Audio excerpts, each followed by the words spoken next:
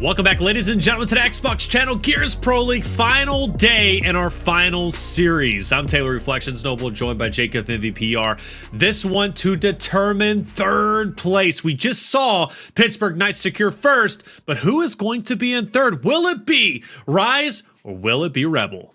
Yeah, this is going to be a great battle and so much on the line. Like you said, the battle for third place. And you can correct me if I'm wrong. Does that come with some extra money, some extra bread on the side? Of course. Hey, Man. you got to get rewarded for your hard work, Jacob. I love it. And for both of these teams, they want that extra bread. They want to make that sandwich whole. Of course, but they also just want to be on top of the other, right? I mean, come on. Rise doesn't want to be fourth place. Rebel doesn't want to be in fourth place. No, they want to be in third place. First and second, they know that's far gone, but third place, they can at least achieve that. And both of these rosters have been absolutely incredible. Some ups and downs, though, for both of them, but I'm sure we're going to see the best come out from both of Rise and Rebel. Let's actually talk about Rise to start off the night. Rise ended up, of course, just like every other team, going through that freelance stage, picking back INZEM. And I gotta say, man, at the beginning, it was a bit of a rocky start, but he's the old INZEM that we were used to seeing now. Yeah, this team, they have their ups and downs with the addition of INZEM back on the roster, but at the end of the day, I can't be worried about them anymore because they've had some great showings. They've shown that they can be that team to beat. I was talking about them before the commercial break. They have not won a championship yet. Just like a lot of those other teams, they're hungrier than ever. Hungrier than ever, and Avexys wants to bring that championship to Rise. He has been bleeding Rise for some time, and I mean that in a positive way.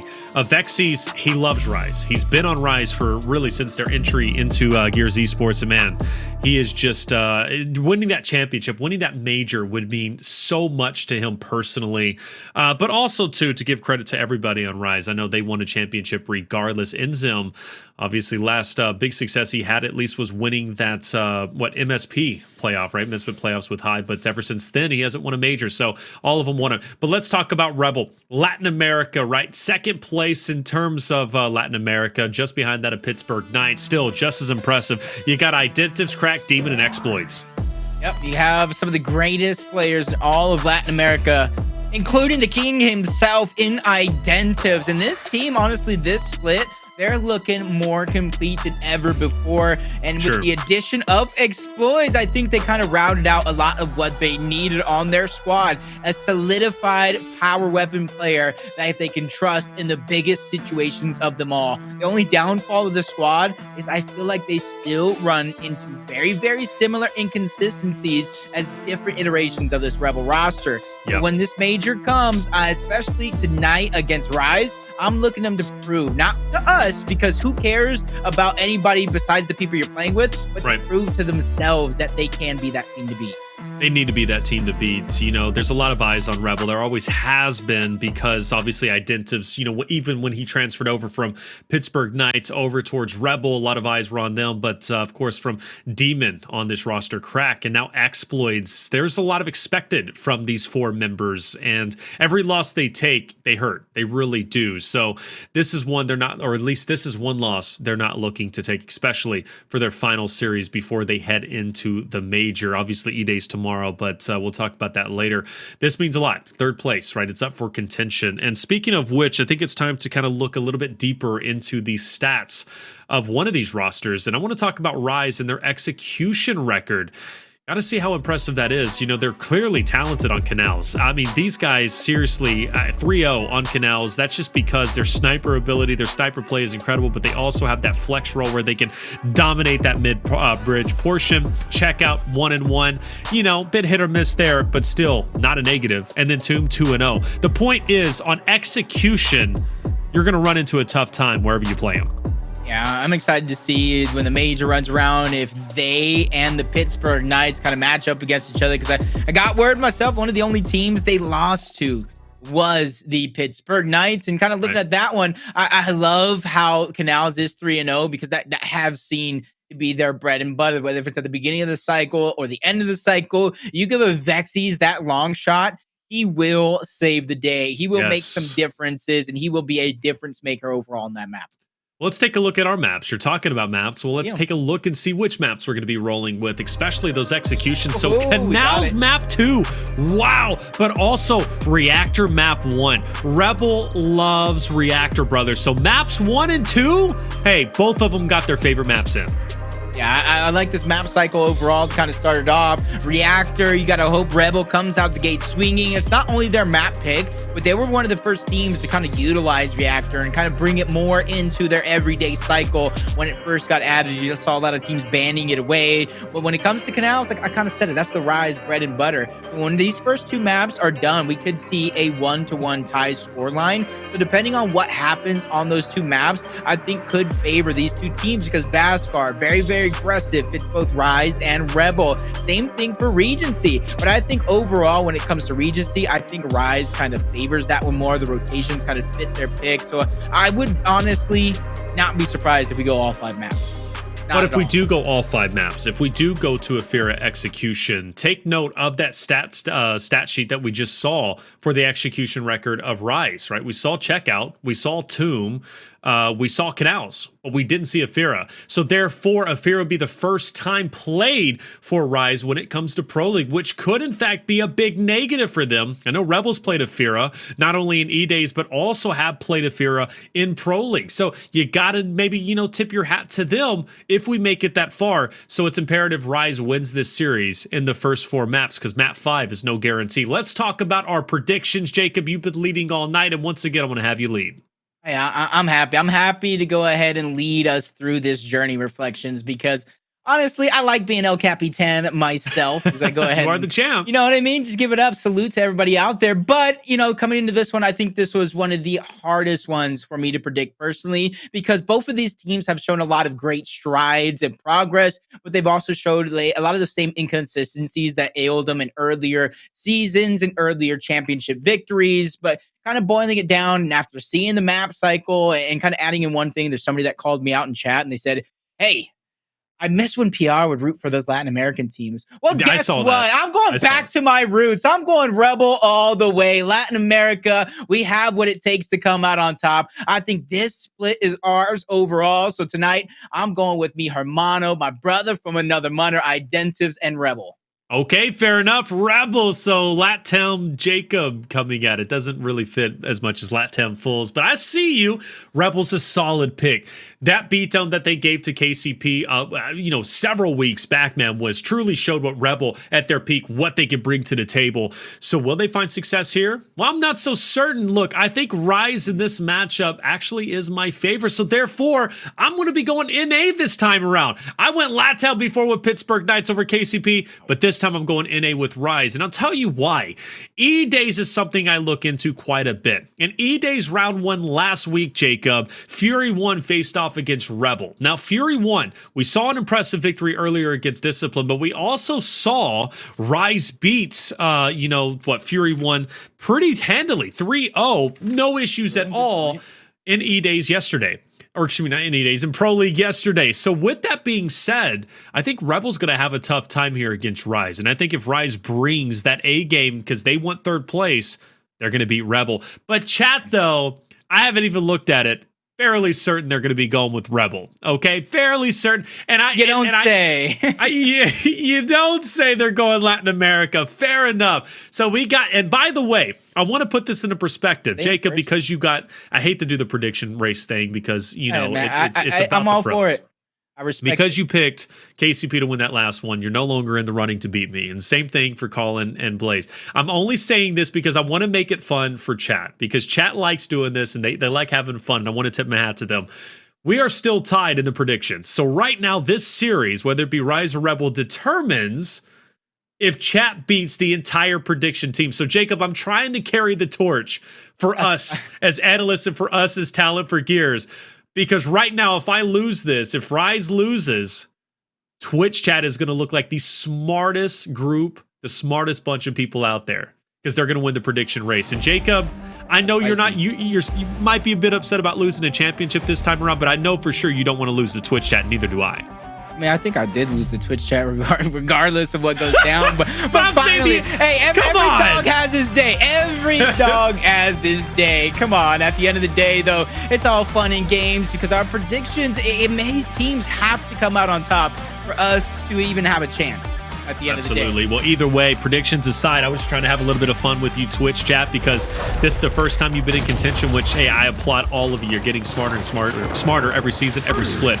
But this matters more, right? This matchup for third place. Rise versus Rebel, a match that we might very well see during the major. Starting off, though, is going to be Demon taking down DeToX. It's going to be a lot of red. Rebel starting to dominate the initial portions of this fight. To be expected, Rebel loves this map. Jacob, you said it best. Rebel was one of the first teams whenever we saw Control added into competitive rotation, when we saw Reactor added in, right? They were one of the first teams to implement this map, and they haven't looked back since. They're so good here, and a great start for them already.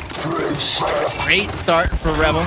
They come out on top here. They have all control. They have power weapons, creating that separation as Identivez is just trying to stay alive. The cross is in. There's only so much that he can do there as he does get taken down. But all of this is just for that middle portions of the map. A lot of the score is still going in favor of Rebel, but I might have spoke too soon as both Demon and Xploidz get taken right out of that hill, and it goes on over to Rise, and that's enough scrap time to take the lead right back. Absolutely. Enough scrap time, like you said. Take the lead back. Still early on. Both teams just filling each other out, right? They got to get their legs underneath them. They got to get warmed up. It's still early in the gamer hours. It's only 6:50 CST, 7:50 EST, right? So very early. And I know I was checking out. Demon was out there still playing, still streaming, right? Late at night. So, hey, he's just probably waking up. But you know what? Seems like he's well awake. It's 36-22. Rebel is still leading the way. And this hill is going to matter most as Rebel is going to push back Rushiez. Rushiez trying to hold his ground as much as possible. Killfeed lighting up blue. Rise might be able to do this. Even the last one who can really put up a fight, Micho giving him a bit of an issues, is actually Xploidz the whole time, and he will fall, and there it is. Rise will have control of the hill. Back and forth here, but Rise needs this back and forth. Gain the lead right back, but with Torquebo coming up as well, you got to think that's going to go in the hands of Rebel. Even if they have a player that does go down for a short moment, shock grenade going in the hands of Identivez. The Avexys putting out that cross basically gives up a red flag, a big signal that says, hey, not all 4 players are on the hill. If you go now, you'll have enough time, but a little bit of a short shot for my liking is going to stop the players from Rebel from pushing in. The call comes in from the backside that Avexys is there, being so annoying, and now Rebel are just scrambling around, trying to make something happen here, but Xploidz gets taken down. A couple of players backtrack to try to save the day, but look at that, with only 30 seconds left on the hill, Rebel don't have any footing to continue to make this push come through, and that's why you see these players rotating, trying to make next their next goal. Make next their next goal, right? Going over towards P3. Rise with a very minor lead. It's been a scrappy fight from this point forward. It's going to continue to heat up as we do proceed. Crack 3 more bolts in the Torquebo. Be deadly with it. We've seen him pull off some miraculous plays. Sends one flying. We'll get some splash damage onto Rushiez. Identivez maybe wanting to poke the bear a bit, but not having that much luck. Player 4, Avexys. You might think he's dragging behind, but no, he's in middle, and he's putting that pressure on Crack, but not enough, as Crack will keep cool, calm, and collected. Get the connection onto INZEM. Demon will follow up by getting the nade onto Rushiez, and the Snapfire will take down DeToX, leaving Avexys in no man's land in mid. And there's nobody he can support at this point. Rebel well in control of the fresh hill. Back and forth battle though, especially to start us off in map number 1.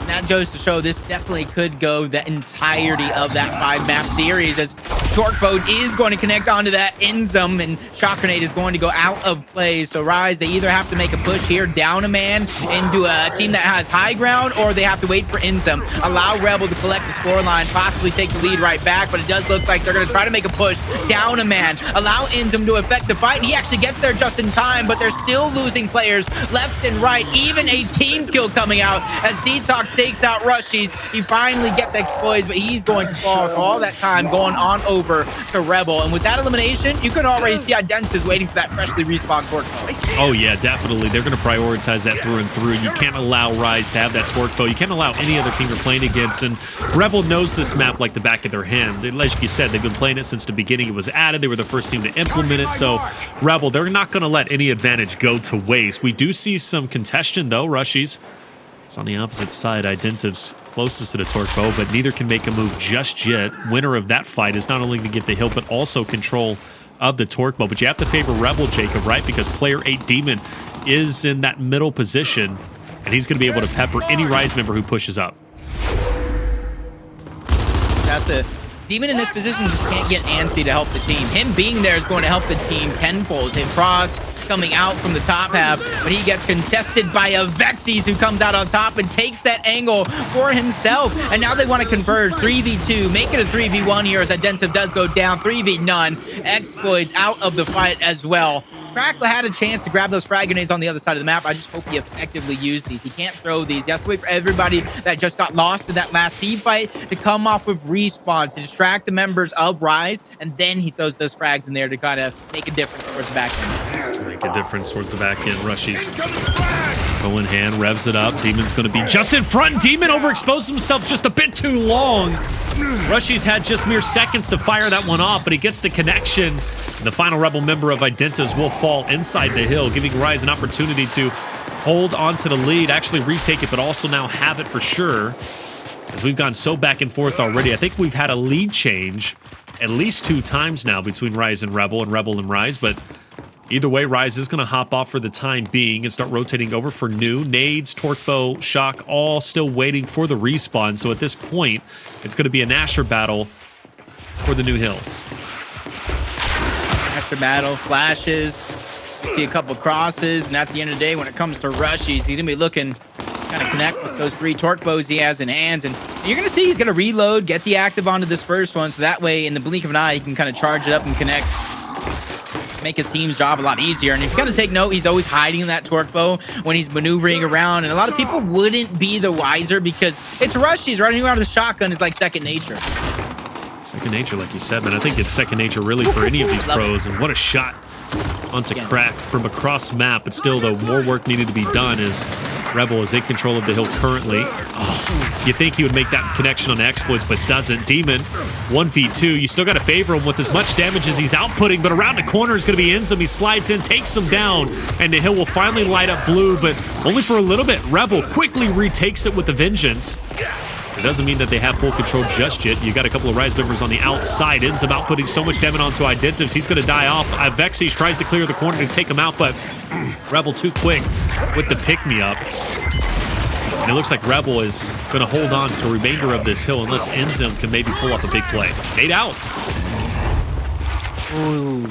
He risked his life, got taken out, trying to throw that frag, and it actually didn't connect with a kill, but Avexys is going to connect with 2. Rushiez gets a 3rd. He's trying to go for a 4th to the full-on squad wipe, but he does. He gets it taken out, Demon, but that's scrap time being awarded. DeToX get that fresh Torque Bow, trying to rotate around the map, but because of Rebel getting that close spawn, they're going to have to fight with the high ground going on over to Rebel, so they have to pick and choose their positions wisely on the side of Rise, but on the other side of the map, Rushiez does get spotted out. This could be a big 1v1 for the spawn point, which would also give Rise the high ground. DeToX revving it up. Around the corner, if he can just place it properly, he can get something, but he doesn't. Identiv still full health, but still getting peppered, though, as the stun did affect him a little bit. Rebel, though, looks to be holding on tight, and they do. That splash damage was absolutely needed, but because it doesn't come through, Identivez was able to output enough damage to make Rise uncomfortable and ultimately lose that fight. And things could start getting scary for Rise. We're past the halfway point, Jacob. We're getting close to 300 now. And Rebel has been in control not only of the last hill, but also this hill. They're going to probably pass 200 points unless Rise can break the hill soon. Definitely got their work cut out for them here. Talk about that 200-point mark as Rebel, specifically Xploidz, gets 2 more eliminations. They have INZEM spotted out, basically dead to rights. Going to be 3 in a row for the side of Rebel and Xploidz. 30 seconds left, so they are going to be able to eclipse that 200-point mark and some first. If you look at a lot of the weapons on the map, everything is going to be up on this rotation, so it's easy to get lost in the sauce trying to get these weapons, but I think that setup, whoever has that intact setup, will come out on top here. 214 to 152. Shock's still down. Nobody's picked that up just yet. Player 7, though. Identivez will pick up the Torque Bow. I think Rise has only had the Torque Bow once.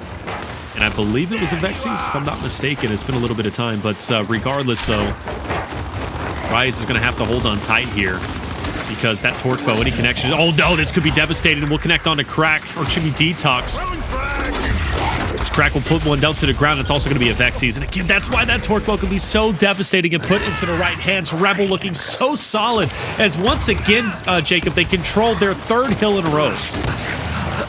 Unfortunately, they cannot win off of this one. Rebel can get so close.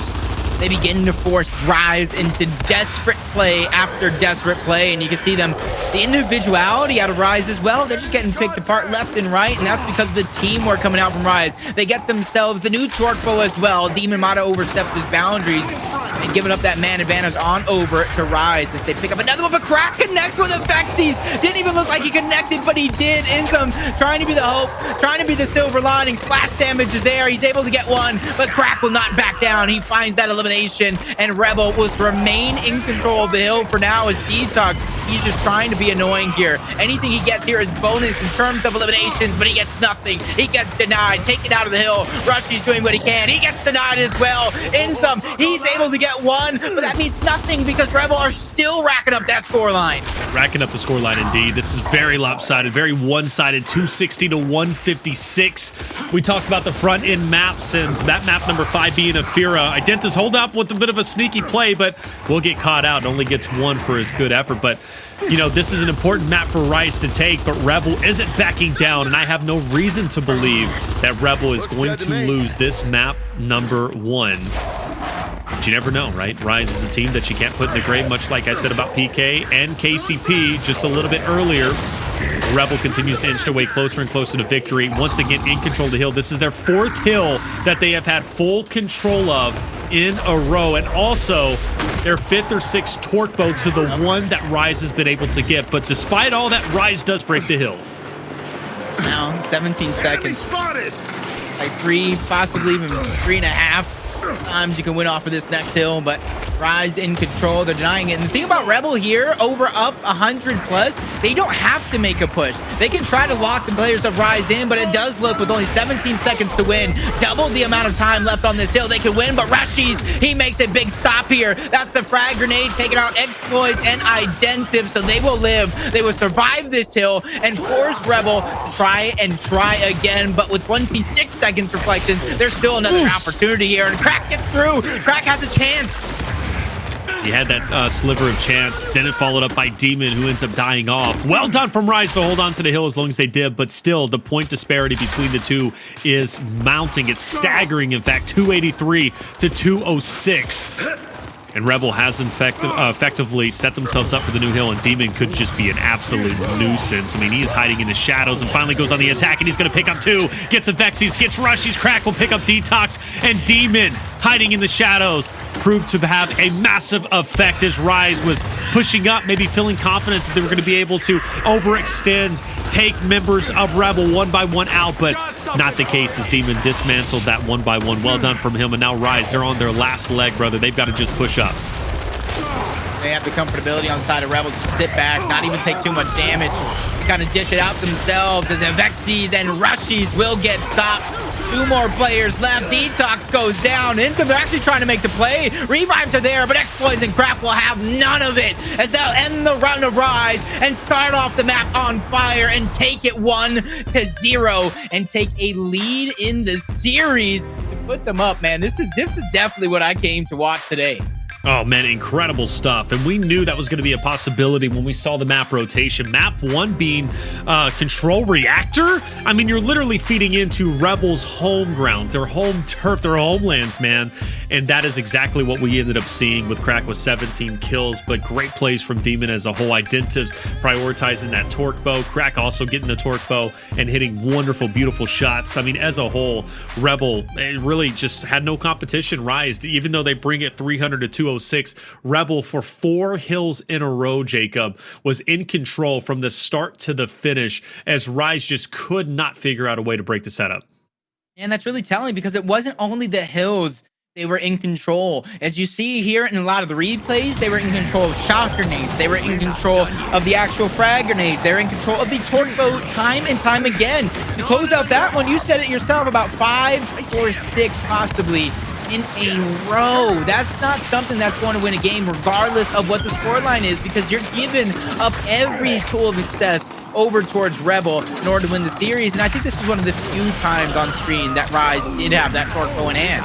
I'm hearing they had it twice, so that was the first time Rushiez had it, and I'm trying to think about when the second one was used, but I don't think it had much of an impact, clearly. I don't remember it, I really don't, but either way, torque bow aside, I mean, by the way, this torque bow, man, I set aside, but this was the two-piece that Crack got. Rise was finally in control of the hill, but Crack dismantled that with ease. DeToX tried his hardest to, you know, fight that out, but Demon just ended up taking him down regardless, though. But yeah, so, I mean, it's just tough. It's tough for Rise, but we knew that was going to be an eventuality heading into map number 1. But what I mean, for Rise, what could they have done better? Because they did rotate early on.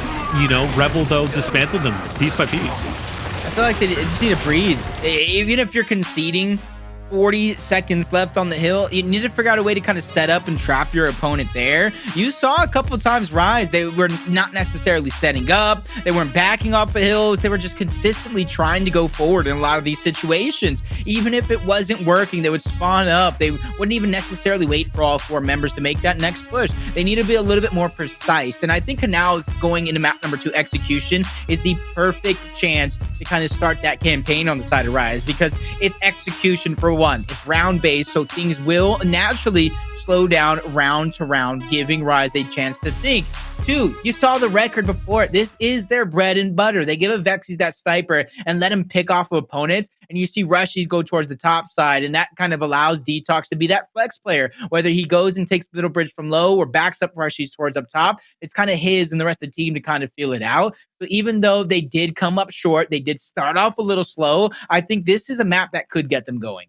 I think so as well. This should be tied up 1-1. It would be truly impressive to see Rebel win Canals, which they do have a lot of firepower. You know, clearly we just saw that on the first map of Reactor. Demon, I mean, if he's going to be the tip of the spear and push up on that mid bridge, if anybody challenges him, he's going to give them a run for their money without question. Although I do expect DeToX to be there too, so DeToX versus Demon would be a lot of fun to see. But you also mentioned how versatile Rise can be. You know, Avexys with the sniper, then you got Rushiez who plays the top side. DeToX isn't scared to play mid bridge. He's had success there many times, especially when the double shocks were placed on the map. DeToX was consistently hitting home that mid bridge position. But it's funny, you know, map number 5 is Ephyra. I talked about Rise. They haven't played that throughout Pro League. Rebel hasn't played Canals once during Pro League either. So both are getting, you know, obviously Rebel's getting the hard execution map out of the way early on, where Rise on the tail end of the best of 5 series has their most difficult, at least in my eyes, execution map. So both, it's a trade-off both ways. And I like the fact that Rebel gets their best map number 1, and then Rise gets their best map number 2.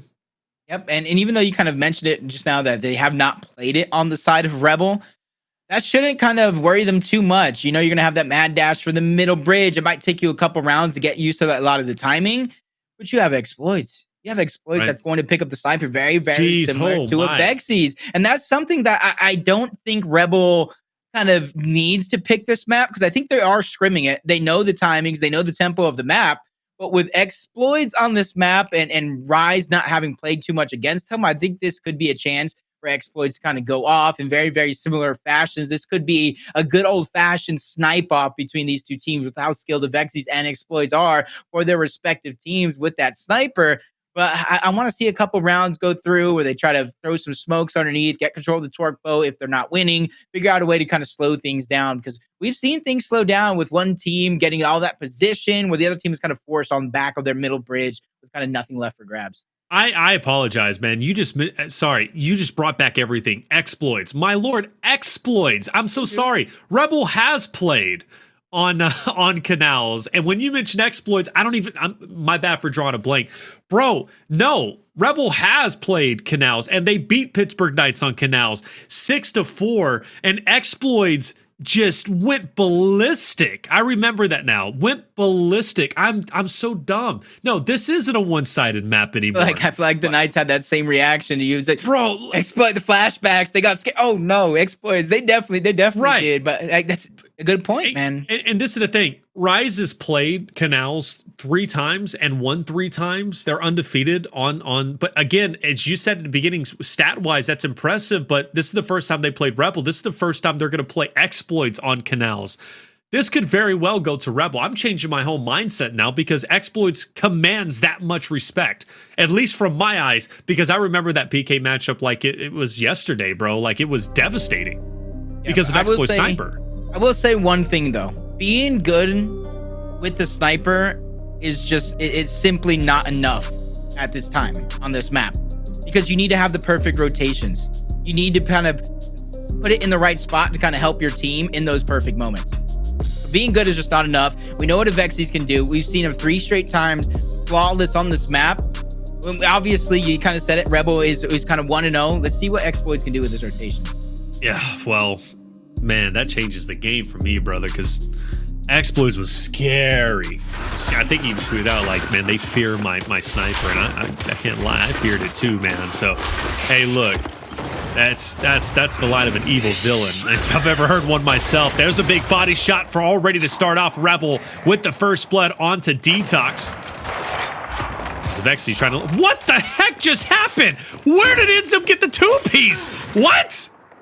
You got it from KFC, bro. He just walked in and said, yo, I'll take a 2-piece and a biscuit. Shout out Colin the Crow Clark, because Xploidz misses that first shot, doesn't even get a body, and it's basically going to cost Identivez his life. So now it's a 2v1, and the thing about this 2v1 is, Rise, they're already on middle bridge. They don't have to move. They can park that bus. They can set up the campfire and begin to roast marshmallows.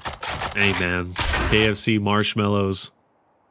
Xploidz got a little flame to his sniper as well. I like that, as he's bringing the fuego. All right, he hit that big body shot off the rip. INZEM, though, with that 2-piece. I mean, give the man credit on that mid-bridge position, brother. Like, that changed the pacing completely. But Xploidz, still, you got to give him respect. With the 5 shots remaining, try and line up a shot. But will Avexys get the best of him, too? You see him repositioning over to the left side. There's nowhere Xploidz can go safely. They're going to know. So, oh, my God. You missed me? That's what I'm saying. It's just going to be tough. He's going to have to take a 1v1, and it's not just a 1v1. It's a 1v1 that he does not have the advantage in, and I like the reposition coming out of Avexys. You don't want to get trapped on middle bridge. You want to make their journey towards that middle bridge just as hard as the fight itself. It's actually underneath. Uh-oh. Now he has a chance. He has a chance. He has a He's going to hit a brawny headshot on Rushiez up ground and 1v1 against Avexys. He's just going for it, my guy. Stun out. He's got to push this, though. He's got to push Avexys. Hits a body. Will he be able to get it, though? He's got to go for the challenge. He missed the shot, and Rise will win round number 1 off the back of big 2-piece, right? Coming out from the side of INZEM. But, man, that round was but you could see how much they respected Xploidz. I hate to keep 100%. Talking about the guy, I really do, because it's not all on him, but either way, Avexys and his partner played that very smart. They didn't overexpose themselves. They didn't give any advantage away. That was an incredible round on Rise's part. Back up, I do believe INZEM opening up with a double kill onto middle bridge by his lonesome. See how that one kind of played out. DeToX getting double stunned. Quickly downed on over, but the revive is there for Rise. Cannot say the same for Rebel, as Crack gets put through the blender, and a player getting saved towards the backside as Identivez was trying to make a play. So same old song and dance, like I'm seeing deja vu. Xploidz left by himself. This time it is a 1v4 situation, much harder than before. And we'll have a snowball's chance as Rushiez takes him out 2-0. Rise looking to keep their perfection intact. And Avexys is the hero of that round. Why do I say Avexys? Well, Demon pops off, gets a couple of big shots and a couple of big downs, which could have been devastating for the initial of Rise. But Avexys hit the body onto Demon and dropped him just in the nick of time to allow Rise to get the team pickups, the team revives, and then ultimately pick up 3 members, leaving Xploidz by himself. But well done from Avexys to hit that body shot. He truly was the hero of round 2. Yet again, the dash, and that's going to come out on top. It's going to be Demon. They need it. Get back to back. They take out INZEM as well. But you cannot count out Rise. That's exactly why Avexys. It always knows, but Xploidz. We were waiting for it. We were waiting for it. We finally got to see it, but Xploidz getting pressured, lands the body shot onto Rushiez, and Rebel is on the board. Man, that was just a round of snipes, man. The snipes heard around the world. Well done from Avexys. Well done from Xploidz. Both hitting very respectable snipes in their own right. But that's Rebel finally putting a point on the board. I must say, I'm a big fan of this this round, and these are really the first 3 rounds, Jacob, because of how explosive they've been. Sometimes we see stalemates for quite some time, but no, this has been explosive, kind of reminiscent of what Canals was with double snipes, right? The mid-bridge getting so much attention, as it should. But this time around, nobody has died just yet, but a nice body shot of the Demon might put him down or at least force him to reposition. That's going to be a second down and a finish. First blood going to Rise. Yeah, they got down into the side of INZEM, but Identivez got double downs, but unable to clean up that last one. It was getting exciting for a moment, but Crack gets that torque bow, and they're in a similar situation where Rise was last time. Even though it's Rise who have the advantage in terms of numbers, torque bow in the hands of Crack, Sniper in the hands of Xploidz, you could basically count them as extra members of the team at this point.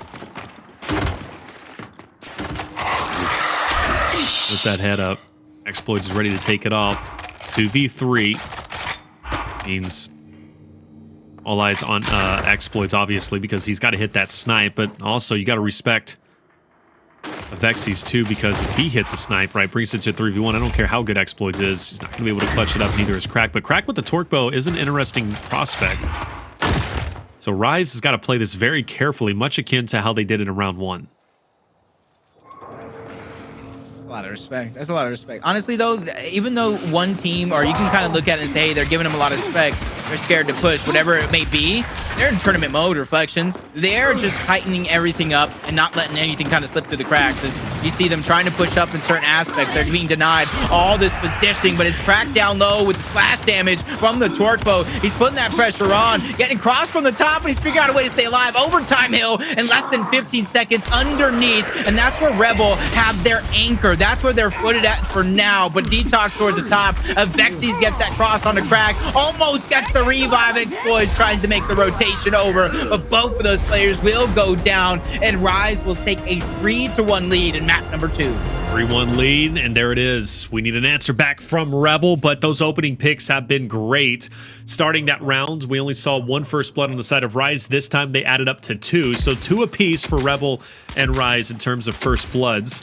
I do like the fact that Crack switches it up for Rebel and goes for the torque bow, but Rise, well, they were ready for whatever was thrown their way, because that mid-bridge and how it ended up unfolding. Demon was first blooded, and well, Demon is that guy who's been having a big impact, at least from the rounds that Rebel have won off the first one. Hands in the face, though. DeToX will be unstunned first and get the finish, but watch out for your backside, because Identivez going to be pushing up alongside that of Crack. Rushiez looking to even up the odds, though. He's going to get the down onto 1, goes for the revive, doubles back, and he's going to be finished off by Identivez. Avexys is going to be on the flank, though. Xploidz ready to line up a shot. He can't hit, and therefore Avexys has a chance to take down Identivez, who's constantly running back. And you see the lane that he ended up taking. He takes that lane so he doesn't overexpose himself to the sniper, but also to allow Xploidz potentially to line up a shot. But they just got interesting. Nade going to be thrown out, trying to get Avexys out of the way. And that nade is going to reposition him enough, but Avexys missing the shot, gives an opportunity for Identivez to push up, and a well-executed play from Xploidz and Identivez to win Rebel's second round. That was a perfect comeback, because as that one started, I was just about to, I was ready to break down the perfect flash grenade by DeToX. The way he's throwing that on the middle bridge, it's not the first stun that's stunning Demon and going ahead and causing a lot of the commotion. It's the DeToX, as you see Rushiez trying to go big, but that flank from Identivez. And honestly, a lot of the moves being made, whether they're successful or not, it's Identivez making those noise on middle bridge. And also getting out of the way in time, and the route that he took for Xploidz to have his overlook with that sniper was incredibly important, because it would have been easy for Identivez to maybe, you know, just run away from Xploidz and then separate himself, but that would have gave an opening for Avexys, who not only had the sniper, but also an opportunity to take 2 distinct 1v1s. So a lot of credit given to Identivez in that moment, and well done on his part. Super competitive Canals here. Rise getting a bit of pushback, but they still have the lead by just 1. We head into round number 6. This time, both teams actually preferring the top side fight. Rise kind of makes this switch up happen a little bit more, sending DeToX and Rushiez towards the top, trying to hold on as much control as possible. Xploidz and DeToX spotting each other from across. Rise have that positioning towards the middle, but frag grenades from Demon is going to go ahead and disrupt it. They take out DeToX down on the Rushiez. They lose INZEM as well. So somehow Avexys finds himself in a 1v3 situation that is short-lived, as Identivez goes in, gets that final blow, and gets 2 straight rounds in a row for Rebel. Ugh, 2 in a row, tied up 3-3. And we've seen a couple of different looks from Rebel. That was the first time I think we saw a fight over in Fortress up top. But hey, it was normally the wheelhouse of Rise, but Rebel handled it incredibly well. That nade that was connected was beautiful. And I think that was Demon who ended up throwing that. So let's go ahead and head into round number 7. This time, again, we will see a top fight. Actually, Rise prefers Bridge. So Rise is going to have real estate on Bridge. Meanwhile, Rebel up top sees the advantage, or at least they think they have the advantage, so they push through. But now they're in a bit of a predicament, about to be pincered by the Rise members, and Rise isn't backing down. And what a shot from Avexys, potentially following up with another body, but either way, we do see first blood in the hands of Rise. Avexys not peeking up. Was the only person Xploidz realistically had a chance at. Crack again gets that torque bow. It's a very, very similar situation as these two same members were in before, where they were just unable to come out on top with the clutch. But Crack, he connects with one. The damage is there, but INZEM does not get close enough for the splash damage to be a thing. You see Avexys trying to kind of teeter on towards the outline of the map, trying to catch somebody off guard as Xploidz knows the players in front of him, watching over Crack. So it's important. They've alleviated some of the pressure, but the job is not done just yet. We take a bit of a pause. Rebel once again in that 2v3. And same situation as before, Jacob, with Crack with the torque, Xploidz with the sniper. But last time they were in this spot, they ended up losing. And Rise took the victory, which would put them up 4-3. But nothing is guaranteed. And Crack, with 2 bolts to his name, has to be very cognizant about where he's going to place them. Love the setup, though. I do like the setup. I do like the setup. In a way for both rosters because of where the overtime hill's at. I just think you got Avexys watching down low. It's going to probably get a headshot. You know, you can't really Lancer against a torque bow, so the sniper's absolutely perfect. Player's watching up top. He's going to have a shotgun out because he's not going to peek the sniper anyway. And then one person's floating in the middle. Oh, missile. Crack found an elimination on the Rushiez. Crack found one on the Rushiez. He cleans it up. Xploidz found one as well. This is a 1v1. No, it's actually going to be a 2v1. Rushiez is still down towards the top side. Oh my god. Catch your breath, man. That shot from Rushiez, though, could have changed everything. And imagine if Xploidz hits a body in that final hill. But alas, none of that ends up happening. Rise takes the round. Crack hit a full spread on Avexys, and Avexys was so weak in that moment, but it came down to that fight between Avexys as well as Xploidz. So Avexys, the hero of round number 7, puts Rise in a great spot. If they can win one more round, being on map point, tying up the series 1-1 would be fantastic. It'd be the first time we have seen a series score different other than a 3-0 in the past couple of days. First blood going out to the side of Rise. Matter of fact, all 3, an explosive start. DeToX getting a 3-piece off the rip. And Xploidz is hitting some nice shots, but ultimately he is going to be found out and finished off as DeToX will complete the ace, picking up all 4. I love the idea out of that strat change up by Rebel. They try to attack towards the water. They try to angle out those people that are deep, trying to put that crossfire forward to DeToX. But Rise have played this map more than anybody. This is their bread and butter, so they know exactly what to do in a lot of these situations. They were prepared. Avexys sniped the guy in the middle bridge, backed him off with a pistol. They kept their focus down low, and they won that fight. So Rise, with one more round in this map, they're going to tie us up and have us 1-1 apiece. All right, Rise 1 round away from victory. DeToX, who had an ace last round, this time is not going to be challenged just yet. Rebel decides to go up top, and Xploidz a beautiful shot onto Avexys. That's going to take down the sniper player. And another big body onto DeToX will drop him. Surely Rebel is going to be cruising through victory. And another body shot. Xploidz has hit 3 for 3. INZEM will hit a torque, but it's not going to be enough. And that's going to bring us to round number 10. With a scoreline of 5-4, and Xploidz, the hero of round 9, with 3 back-to-back shots. I actually like that rotation a lot better. I want to see Xploidz do that again. Just go ahead and force that rotation towards the top side, and that's forcing Avexys to either make a play with the sniper or match that rotation towards the top side of the map, because then you're overstacked and you have sniper, you have that extra person in towards the pillars to try to get across and make Rushiez a target. He's actually already stacking 2 players there. Rise going for the choke, but very, very similar. Everybody switched up the strategies in these. Oh, Avexys gets first blood. First blood for Avexys. Now 4v3. Oh, tries to line it up on Crack. Well, maybe second chance practice tempting fate. Demon on the flank, and Avexys hits a wonderful shot. And not to mention, Rushiez also hit crack with the torque. And now it's all up to Identivez by himself in a 1v4. And I think I've seen this movie before. It never ends up well. 38 seconds to finish it off. 6-4 as a whole. And that's going to be a Rise victory, tying up the series score 1-1, ladies and gentlemen, which puts us into map number 3. And that's going to be Vasgar Escalation. And I was taking a peek at the stats. Of course, that's going to have to wait until we come back for the break. But an excellent map number 2 that gave us a lot of both rosters. Like I said, map number 3 is going to be Vasgar Escalation. We're going to take a quick break. When we come back, map 3 coming your way.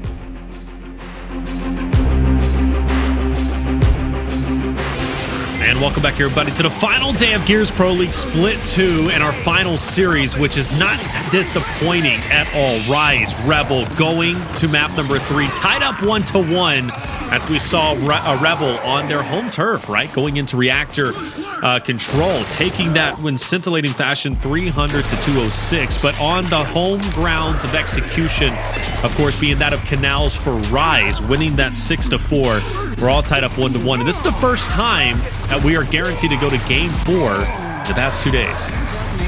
And that's saying something. That's definitely saying that these elite teams are coming to play. Both of these teams, kind of before our eyes, can be known as elite teams, top of the barrel when it comes to how well they've been playing. But the series score is tied up 1 apiece. Rebel winning that control almost in dominant fashion, barring a nice comeback attempt from Rise towards the very end. And same thing could be said here. As you see this replay, multiple attempts from the members of Rebel to win some of these rounds. It's just Rise is just too strong when it comes to Canals. Too strong indeed. And man, shots from Xploidz, shots from Avexys. This round from Xploidz is just incredible. Wow, 2 shots, and then he hit a third right after that. But this round from Avexys, that first shot on the Xploidz to open it up, he's baiting cracks, turns around, finds Demon's head, and then Rushiez in conjunction right immediately as Avexys hits that shot. He also hits a torque, and then eventually to finish off the final player and then bring it 6-4. We're moving into Vasgar Escalation.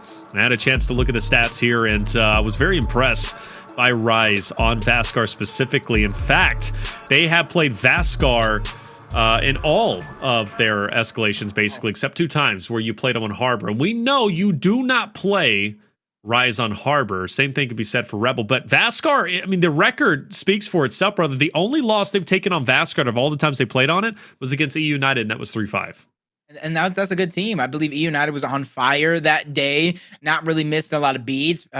Powers came out with vengeance. That's definitely saying something. On the side of Rebel, though, I feel like they have to hang their hat on a little bit of confidence. Not too many reps on Canals versus one of the best Canals team in the game, 6-4. Right. Definitely opportunities to turn that scoreline around in your favor, possibly go up 2-0. So they got to continue with that confidence that they had in map number 1, because on Vasgar, they can get aggressive with the best of them. They put that sniper down like the rest of them. But at the end of the day, Vasgar, and especially Escalation, especially in a close game like this, you have to have endurance. You have to have enough left in the tank to go the entirety of that map.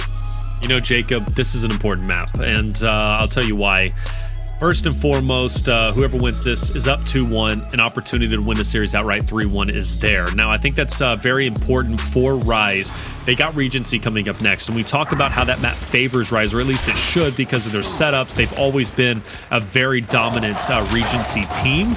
But if we do see Rebel take this win and win 2-1, let's say Rice even does win Regency, you still got to fear a map number 5, a map that Rice hasn't been tested on throughout all of Pro League, whereas Rebel, they played it a couple of times and they have found success. So this is an important map for both rosters to win, and I think they're both going to be feeling the pressure of that.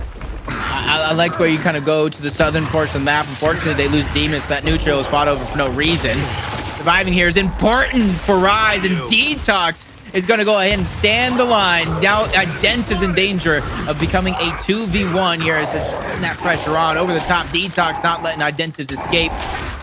They're going to go ahead and trade home hills yet again. Demon spawning up just in the nick of time to stop that triple cap domination from coming through. But at the end of the day, when the dust settles after that initial, it's Rise with not only a lead, but 2 hills to 1 to go ahead and add on to that lead they already have. Yeah, a lot of pressure from Rise now for the 2-2 split, 2 on A and 2 on B, but we do see Rushiez caught out by himself in a 1v2. And he's not going to be able to get any of them. So those two players of 5 and 6, Identivez Crack, going to be able to extend over towards B, and that puts Rise in a situation where they're like, okay, we got to push over to C, but it's going to be a straight up 3v3 battle. Losing this could put you in an awkward spot where potentially Rebel could go for a domination. Great damage output from Demon, and he's going to go ahead and push up and test his luck. I like the way he's just backtracking, trying to hold the ground with the rest of the team, trusting Xploidz on the other side of that cover, as well as Identivez, who's in the mix on the other side of the map, knows to jump on board Crack, kind of see how it's going. That's a 1v1 battle, but Avexys makes quick work of Xploidz. Now they go up into 3v2. They lose a player under down, but DeToX immediately gets revived back up, and Rise, they're just holding steady, holding true to dish out the damage, forcing the members of Rebel back one by one as they clean up the remainder of the eliminations. Crack, he's trying to do all he can, but he's coming a quick target, and he goes down as well. Triple cap domination going to be sounding off here in a moment. I don't think anybody on the side of Rebel is going to spawn in time to be the hero. So Rise, after that map number 2 victory, will continue to build on that momentum and go up 1-0. And well done, 1-0. Like I said, Vasgar tends to be a strong map for the boys of Rise. I know Rebels got some success on Vasgar, but one of those maps, or one time they played on Vasgar was against KCP, and they lost 5-0. So that was definitely a big loss, to say the least, where Rise, I think, did beat KCP on Vasgar in a pretty dominant, I think 5-1, if I'm not mistaken, if I go all the way back. Speaking of which, Rebel not having that many kills off of round 1 either, so that is quite a bit of concern. But you know what? It's okay. It's only round 1, and Rebel being on a rival spawn have to feel a little bit more comfortable. Unfortunately for Rebel, I feel like this is almost a must-win map. They talk about those inconsistencies. A lot of them come in from them kind of doubting themselves after losing a map like this when the series is kind of tied up. When it comes to overall strategy, 4 players Rebel versus 3 of Rise on this breakaway. Information's got to be shared as Avexys gets an uncontested hill. First blood is going to be intact. DeToX gets lost off the fray. The rest of the members of Rise continue to try to back up here. So that way they can try to stave off any more players from getting eliminated off this initial. Crack's going to be looking at a couple of Rise members coming off the respawn. Avexys is sitting DeToX shots flying halfway across the map. I respect it, but Crack, he's a little bit closer, and his DeToX going to hit a bit harder, you have to think. But no, he misses every shot. But nonetheless, though, still gets a cleanup onto 1 and brings it to a 2v2. DeToX from Rushiez is going to be opposite of him, keeping them at bay for the time being. An opportunity for Rebel to get onto C is there, and they will take full advantage. And that's going to be great for them to have the 2-1. But the job's not done yet. The hard thing about holding on to C means you're dealing with Rise constantly coming off of the respawn. One thing for Rise, too, even if you're going to go down, you got to at least get a trade because you're that close. But INZEM goes down. Revive back up by Rushiez. Flank opportunity coming from Avexys here. And he's going to be that player that turns to try to get that capture after everything is all said and done. But Rise knows, they know how important this is. Everybody's backing up to try to play their life, and they do to perfection. Get that 2 hills to 1. Xploidz knows the last player alive. He has to try to make this rotation. After he gets this decap, he should try to stay alive, play a little bit more for the positioning, and try to secure this elimination because he knows the team's pressure rides on him staying alive. As they lose Xploidz, they're slowly but surely getting chopped down a notch. They are, and with Rise already having the point lead plus the 2-1, and Rebel not even having a hill to their name, things could get a bit tough here. But look at Rise actually backing off of A. They're prioritizing the kills, and you can kind of tell in that moment they were trying to commit for everything, but unfortunately they end up losing quite a bit. Quite a bit being at least A, potentially going to be B, and the domination is going to potentially be attempted, but alas, we will see Demon be backed off in the meantime. This is an important moment for Rebel where the scoreline is still so close as it is. Allowing or keeping Rise from getting a 2-1 is important, but we do see Rushiez backing off. With him dying off there, Rebel can now successfully take B, have the 2-1, and have a tremendous advantage. All about these moves right here when your backs are getting pressured. Bill's getting decapped, but you see both Identivez and Xploidz, and They did lose Demon, so in a few seconds, they're going to have those reinforcements come through, but it's a matter of can they outlast those couple of seconds as Avexys goes down, and a blink of an eye, he gets revived back up, INZEM, DeToX, everybody getting lost for that moment, but when it comes to eliminations, Avexys gets one, that gets traded out, but they're going to get two, and you even see signs of a triple cap domination that get ended just short as Rushiez goes down, and I do believe that was Crack that saved the day to prolong this round for Rebel. Yeah, Crack saves the day, but I mean, Rebel now have so much work to do, but the fact that they get on A so quickly and they already had B gives great cause that maybe they can turn this around and still win round number 2 in a dominant fashion. They're going to have to do it in a dominant fashion. Identivez pushes up on a DeToX. DeToX stands his ground, and man, that was an impressive feat because if he doesn't do that, there's a chance that Identivez runs through him, but as B is also being fully capped, Jacob, this round is going to be over, and Rise are going to be 2-0 up. That's what begins to worry me and kind of concern me on the side of Rebel. When the dust settles, Rise is just making those right moves. They're playing the long game. They're not getting antsy. And a lot of these situations, they're just continuing to hold out the cross because there comes a point in time where Rebel have to make a move. They have to be able to push up. And even though, yes, stats only sell a certain portion, as kind of getting pointed out, DeToX with 9,000 damage, 11 assists. You got Xploidz, 1-7 with 0 assists. You know what that tells me? He's not getting eliminations, and even though when players down somebody, they leave him down, they don't get credit, he doesn't even have assists, so he's not even getting downs that could even be counted as eliminations. So Xploidz beginning to struggle in map number 3. Man, that's tough. You know, things could turn around, though, with that sniper being placed on Tank. Rebel places it early on. They do it as they are going to be at checkpoint spawn. Why do I say that? Well, because they can't get to quick pick as of now, but they are committing more than Rise is committing at the moment, and that's going to be 3 strong to the 3 now of Rise. They do send player number 3 over. He might attempt to go to mid, or at least he's keeping his eyes peeled. But meanwhile, over on the home hill of Rebel, it's being played around with this. That's going to be Rushiez opposite of Demon. Demon, though, will get the kill onto him, and things are popping up for the sniper play.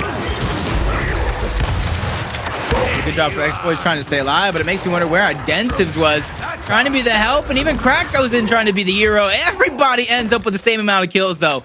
0 on the side of Rebel as Rise wins absolutely everything, including a sniper rifle. Demon, though, he got a little something. He got a Talon pistol, honestly, that can definitely pack a punch in the right hands if he has a chance to use it. But right now, that's Rushiez and DeToX putting that pressure on. Sniper from across the map, so everybody has Demon in sight, and you see why, because all those people looking at him, it's not going to stop him from going off.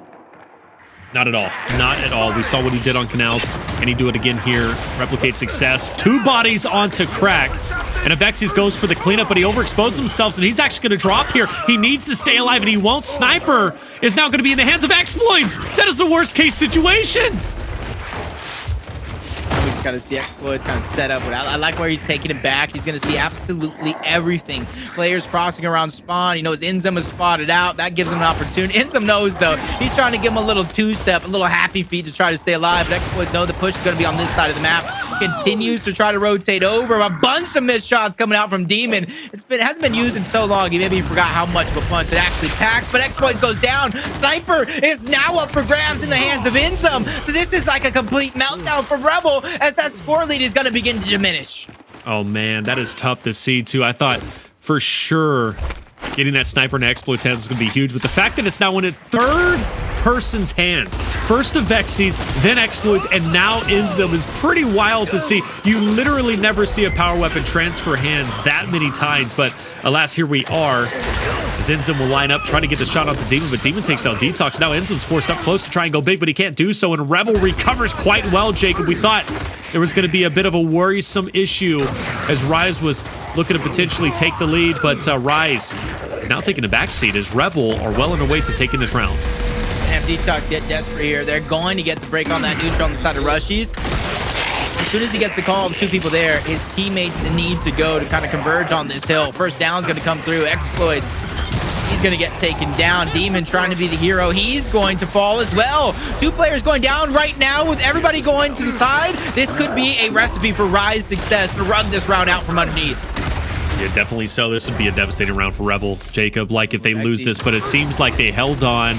They keep, well, maybe not. Hold on, excuse me, Avexys. Avexys has a chance. Crack takes some DeToX, moves up, and with that kill, Rebel will finally put a point on the board, and in my opinion, a much-needed point. But that sniper, I can't believe how much chaos it created.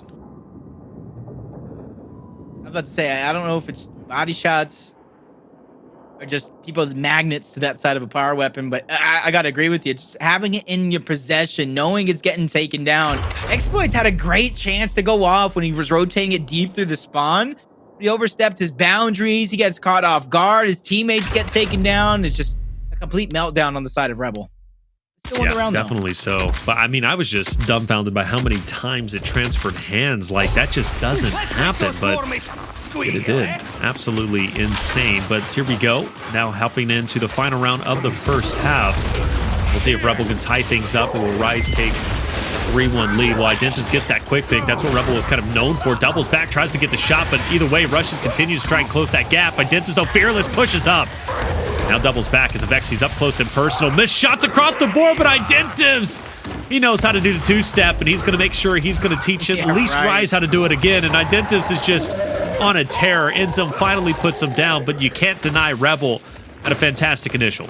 Yeah, because now look at the mini-map towards the neutral hill. 3 players of Rebel just swarming that last lone member of INZEM, but the cross is there just in the nick of time for Rise. INZEM trying to hold his ground as much as possible, but I think he has to back up, especially with that cross coming from the other side of the map. He's going to get lost. Back A from Crack as he demolishes Avexys. Has his eyes set on the DeToX. He's trying to put out that pistol fire there. Great flank from Identivez as well. They solidified that elimination.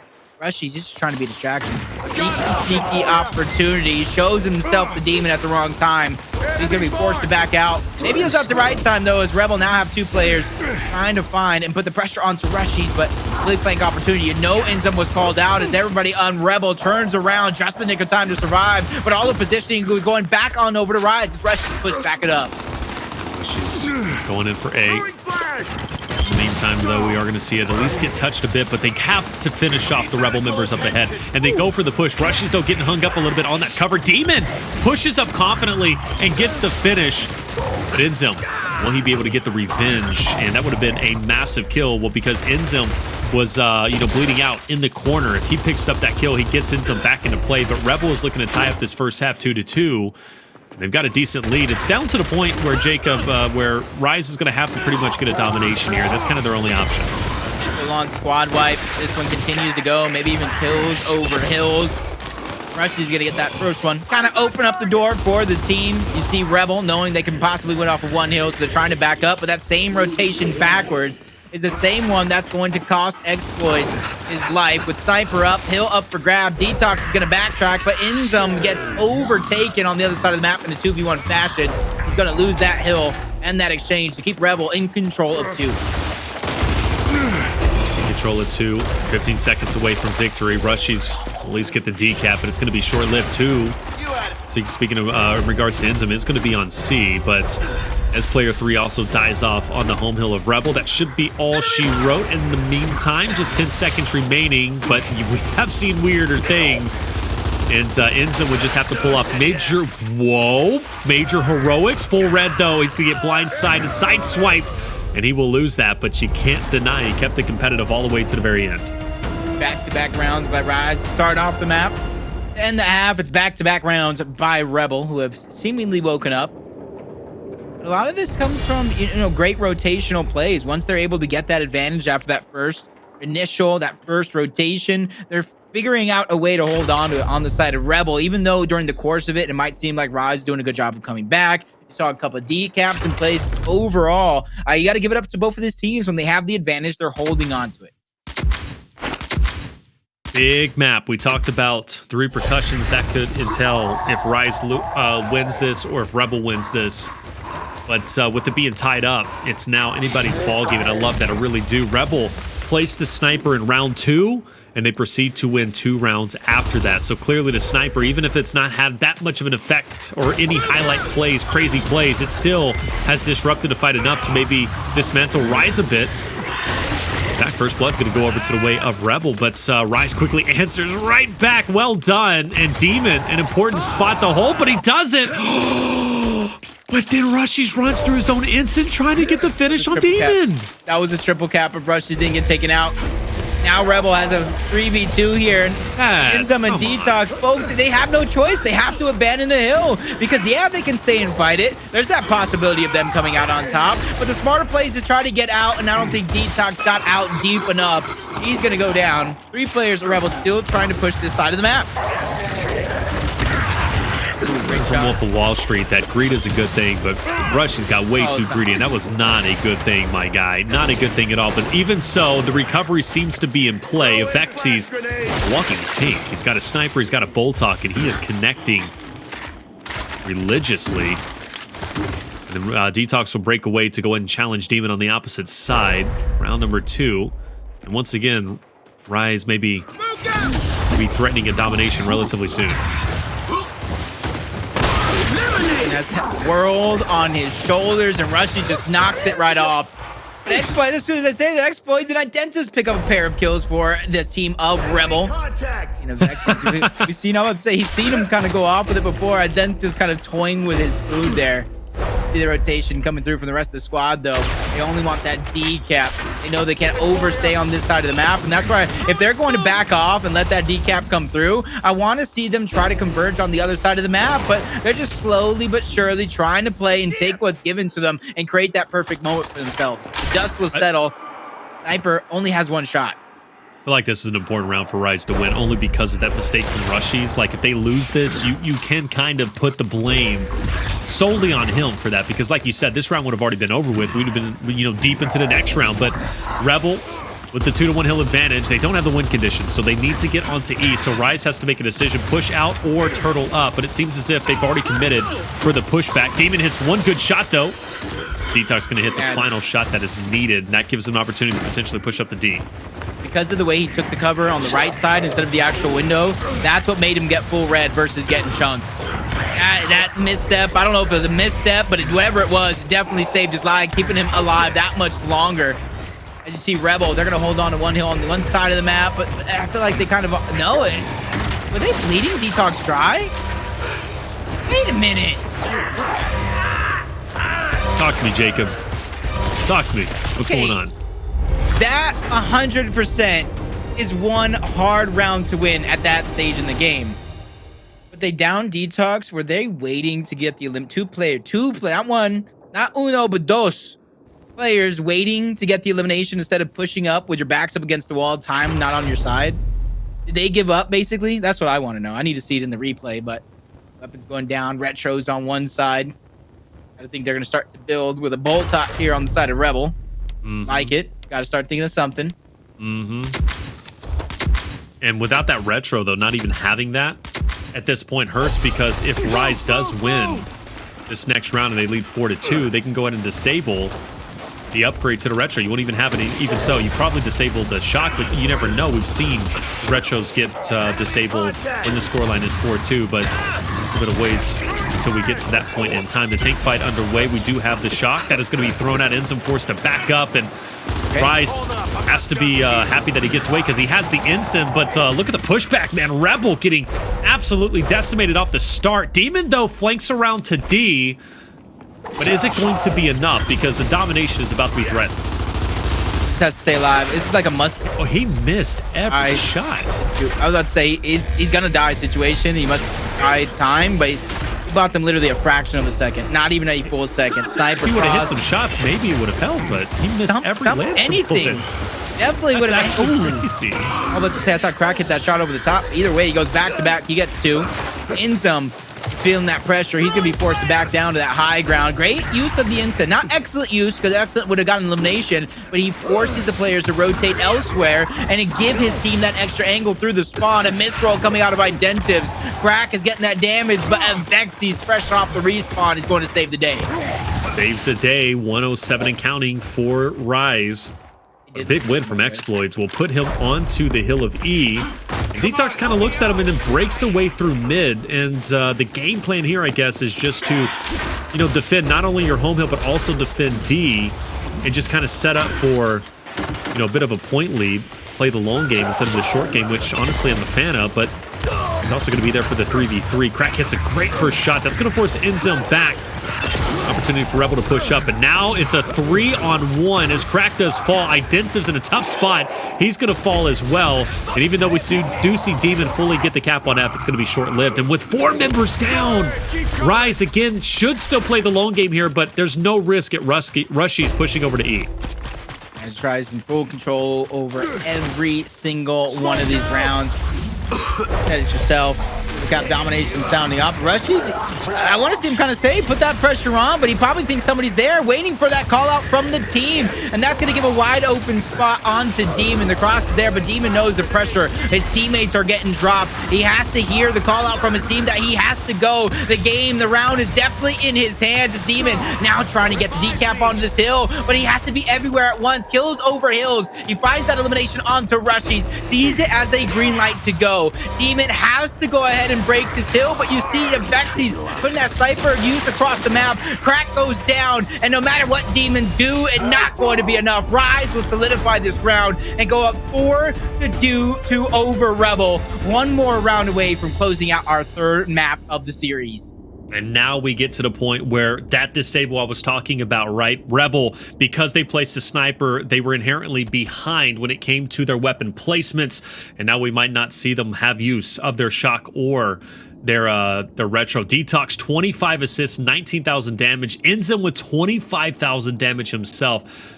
Incredible performance. I think just the output, the damage, the assist from the side of Rise, Jacob.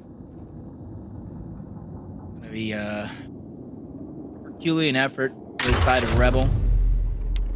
Definitely possible though, is to see them building up their retro. I like the position inside as well. Whether it's the bold talk of the retro, that's high ground they're going to be able to possess with it. Come on, guys. So if Rise does go for a quick pick, they could try to stop it thanks to that. Or the 4 players that they're standing over, and they see the players, the grenades getting picked up, shock grenade, incense. I feel like they're gonna have to try to utilize this man advantage as well.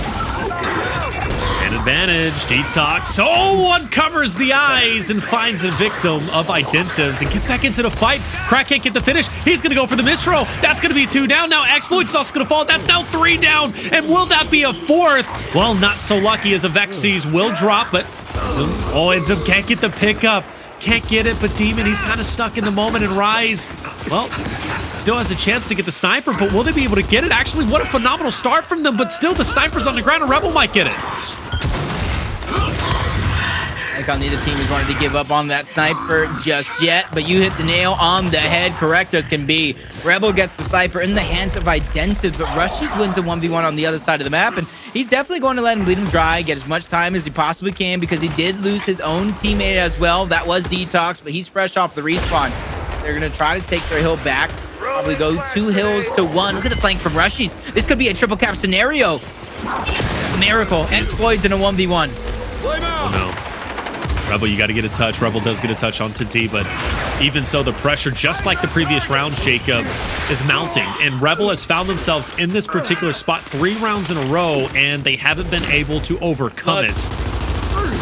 You said good luck for Xploidz because, hey, there's a wall of Rise members pushing into him, so Xploidz has to pull off a heroic play. Good shots all around, a lot of damage, but it's simply not going to be enough. And that is going to be a GG 5-2 victory for map number 3. Rise takes a 2-1 lead in the series. I got flashbacks to Lion King right there when Scar just tosses Mufasa off the cliff and the stampede rolls by. That's exactly how I felt, and that's why I said good luck. If Mufasa can't survive, neither can you. As Rise 2-1. This is the exact moment for a team, not in the series, but towards the end of the season, where you want to begin to catch that fire, catch that momentum, and bring it into our major. But we're only going into map number 4 on Control. This is the map that Rebel was able to take in the beginning of the series to take that 1-0 lead. Now they need to take this map to force the game number 5. Yep, they have to take it. Rebel has to win Regency, but it's going to be hard because we know how successful Rise has been on Regency, and not to mention too, that's a map that they know they must win. Ephyra is something they're not going to be comfortable with. A map 5 just simply isn't in their wheelhouse. Not because I don't think Rise can win map 5, not because I don't think they can win Ephyra, but there's just too many uncertainties heading into that map number 5 where Rebel should have the advantage. Speaking of which, going back to that escalation, INZEM, 21 kills, Jacob, 27,000 damage. Moly, 27,000. That's what you need to see out of INZEM. You have players on the team that are going to go big. You see DeToX picking up multi-kills. You see Avexys picking up multi-kills. The Avexys, or I should say INZEM, he's picking up multi-kills, and he's putting out that support fire. Now you see why he returned. I like the return. You talk about the MSP championship he has under his belt. Well, MSP, we don't have those anymore. So now he wants that real championship. He wants the gold. Right, and that is the key, right? Get that real championship, get the gold, and honestly give Rise their first championship in Gears Esports, right? That would be the biggest thing too. They've been fighting so incredibly hard that it would be such a big moment, and honestly an emotional moment, I think, for the entire Rise roster, just how hard they have worked and how many changes they have made, especially since Fran left, right? And then they pick up DeToX, and now obviously they have, INZEM, who's on the roster too, because IC ended up retiring. So there's been a lot of changes. This would be a big moment for Rise. But I mean, for Rebel though, let's just recap real quick. 5-2 loss. What would you have liked to see more from Rebel on map number 3? I want to see more teamwork, more decisive teamwork coming out of them, because it just seemed like in those team fight situations, a couple of the players were doing their own thing. Like they expected their teammates to kind of follow suit, shoot who they were shooting, spot who they were spotting, but it was just on 2 different targets. And you saw a couple times, not only on this map, I saw it a couple times on Reactor, to where that Lancer only does so much, because you could be lighting up your opponent like ever before, but they get 99%. They run in just enough to get that chunk. Definitely, and even just recapping, looking at the overall damage done. I mean, Demon had 21,000 damage to his name, and pretty respect for Crack Xploidz and Identivez, but just wasn't the same, man. I really had good faith though. Once that sniper was placed and those 2 rounds were won in conjunction with each other, man, I was like, yo, this is it. Rebel, they've got a fighting chance here. But that second half, Jacob, it wasn't even close. But either way, let's hop into Regency, right? Map number 4, a must win in my opinion for Rise, a must win for Rebel to stay alive. So either way, must wins. And just to reiterate, this series is for 3rd place in standings when it comes to Gears Pro League. So this is an important win for a better seating heading into the major. But Jacob, as we do head in, we talked about Rise in the early rotations and their great setups when it comes to Regency. For Rebel, what are we looking out for? Honestly, for Rebel, they can't put themselves into a hole, because if this matchup has showed us anything, or at least today's matchup, because they've done it in the past, but today's matchup, they're just not able to climb themselves out of that hole. They're doing good when it's even. They're doing good in a lot of these initials, but climbing out of that hole seems to be a task that right now is just too tough. Can they make the right adjustments in this one particular match? Yes, they can. But from what I've seen so far, that's going to be one of their biggest keys to success. But that slaying power in Reactor, though, that's something to kind of talk about, because they outslayed the boys of Rise, like through and through, even though it was competitive from the start to about the 150, 180 mark, which is where I remember, Rise being at 150, Rebel being at 180. After that, it was 4 straight hills for Rebel. It was 4 straight hills, probably 4 straight torque bows kind of battling back. But since then, you got to admit, you have to agree, Rise has woken up. They look like a little bit of a different team than what we've seen in the first half. And I say the first half because they were doing a good job coming back slowly but surely in that same first match. Right.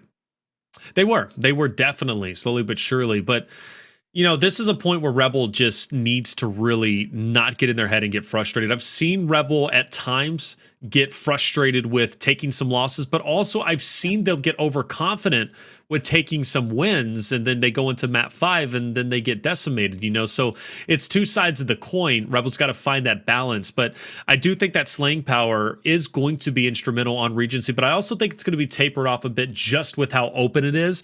It's a lot differently played than that of Reactor, but it is what it is. It's one map that you just got to be good on. And Rebel has had some great victories on Regency, so this is still very doable from their perspective. But with Rise having the 2-1, they don't like to blow those leads too often, and this is one of those leads where I don't think they're going to blow. But I mean, with INZEM popping off as well as he is, brother, it's going to be tough for anybody on Rebel.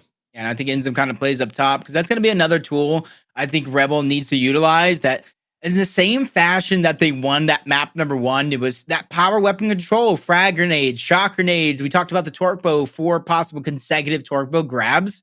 And they were executing with it very, very well. Multi-kills, they're catching players off guard. I need to see that same thing out of Rebel. So even though, you know, a lot of teams do fight for that first hill, it's like a 1v1 towards the top half of the map or in towards the middle. Maybe I want to see Rebel grab that M bar right out of the gate and begin to try to put it to use, because it's okay if they lose that first initial fight towards the Rose Garden, if they get the M bar and they go ahead and give up a couple seconds because they're using that to get position around the map, suffocate their opponent, and then find those eliminations to gather up their own time. You know, great point. You know, I think Rebel is a team that likes to prioritize the M-bar. We've seen them do it many, many times, to the point where even some teams have just totally gave up the M-bar fight, Jacob. We don't really see, at times, the 1v1 traditional fight that we had when Regency was added to the competitive rotation. Identivez is the guy that I'm looking out for personally to kind of solidify himself up there. Maybe obviously Xploidz for good reason, but you have 2 great M-bar players that can absolutely challenge any time. And it's just, maybe off the start, we see Xploidz go for it. Wouldn't surprise me if we start seeing Identivez fight for the M-bar if he gets the close spawn and the time permits and he's relatively close to it. As far as Rebel goes, though, Identivez, Xploidz talked about their power weapon usage. Is there anybody else that maybe on the slaying category that could provide a big impact here against Rise? Not to me, it's not so much about slaying after that fact. It's more about the teamwork, firing, being on the same page. Because like I said, when looking at that last map on Vasgar, especially when they had sometimes control towards the back tank, it just looked like they had different overall targets that they were trying to put that fire at. So even though, yes, they would put a good amount of damage out onto that one singular opponent, the opponent would eventually get through the Lancer fire, find the eliminations, and then the job would be a lot easier for Rise. So I want to see a little bit more teamwork, whether that comes in the form of wolf packing around because Regency being a King of the Hill map, but because you mentioned it's also spread out, locking up a setup, firing on the same player, making sure that nobody travels around the map unseen, which is going to be so important. But I mean, that's kind of saying the same on the side of Rise or any team that wants to be successful on Control. Yeah, when Rise is fighting together and shooting together, like they're incredible. That's kind of where they always found their success, is when they were playing together as one cohesive unit. When they do fall apart and they take heavy losses is when you start seeing them stagger themselves out and they're not taking good fights. You know, of course, what do I mean by a good fight? You know, a 2v1 where you are on the 2 and the enemy is on the 1. But we have seen, like, you know, Rushiez will break away and all of a sudden he's in a 1v2 and then all of a sudden it seems like somebody's joining from Rise. But by the time help gets there, let's say Rushiez, you know, needs help and Avexys is going over to get him, Rushiez dies, and now Avexys is in a 1v2, and it just snowballs like that, and it's never a good look. Yeah, and it's not good for either roster. It reminds me of like when, you know, Gears of War 4 on to reclaim towards top, when everybody just throw those smokes, and you couldn't see anything. Everybody's getting flashed. You see your teammates dying, but you think in theory there's enough damage there. You're trying to be the hero, pick up the eliminations, but you end up just getting taken out all the same, putting your team deeper into a hole. I think a lot of these teams need to know when and where to be that hero. But we're going to get right back into the game. Forget about a strategy, because both of these teams, they're going to go to that same early strategy to start the game. 2 towards the outside directly on the hill, a 3rd player floating around, and a 4th towards the inside. And this is going to start just how it ended, with all-out war, trades going back and forth, and eliminations for both of these teams as downs will continue. The hill will stay contested. Practice go and put their pinky toe in, backtracks for a moment. Avexys gets downed out. Frag grenade's not going deep enough, but Demon gets that second one just in time. And with all those eliminations on the side of Rise, they also get the shot grenade and the M-bar as well. Excellent start for Rebel indeed. And honestly, as frustrating as it is to just do a full restart of the map, I genuinely think this is the best way to go about it, in my honest opinion, because it's just funky to have it stop at 250 and then go in and only have to get 50 points. This is better. I personally think now it's back to even. It's a full reset, a full restart, and we get to see all the action unfold once again. So I'm actually happier with this than I would have been with the other situation. But 41-1, and like you said, Jamie, it literally is identical to how the last reset started, right? With Rebel taking a tremendous lead and Rise having to fight for positioning, for spawns, and for the control of the next hill. 1. Hold up. Yeah, already Rise beginning to struggle. This is actually even better than that last one on the side of Rebel. Now they have that set up intact towards the back line. Kind of looking at the weaponry. Identivez, if he has any left, he has the N bar. I do believe they have some flashes as well. Only 2 flashes, maybe 3, depending on how good my eyesight is. Ooh. Cracks pick back up. Now 60. Man, I can't believe this is the score lead for Rebel, man. You know, we asked. That's surprising with the way Rise ended, too. Yeah, and you know what? It's like Rebel is just angry at this point. You know, they want to win this map for it. They're like, man, enough is enough, man. We just got to win this straight up. And honestly, with the way that they're playing, they might be I mean, I didn't think they could look any more impressive than last time, but they are looking even better than the reset. But look at the moves from DeToX. Rice finally going to get some points on the board.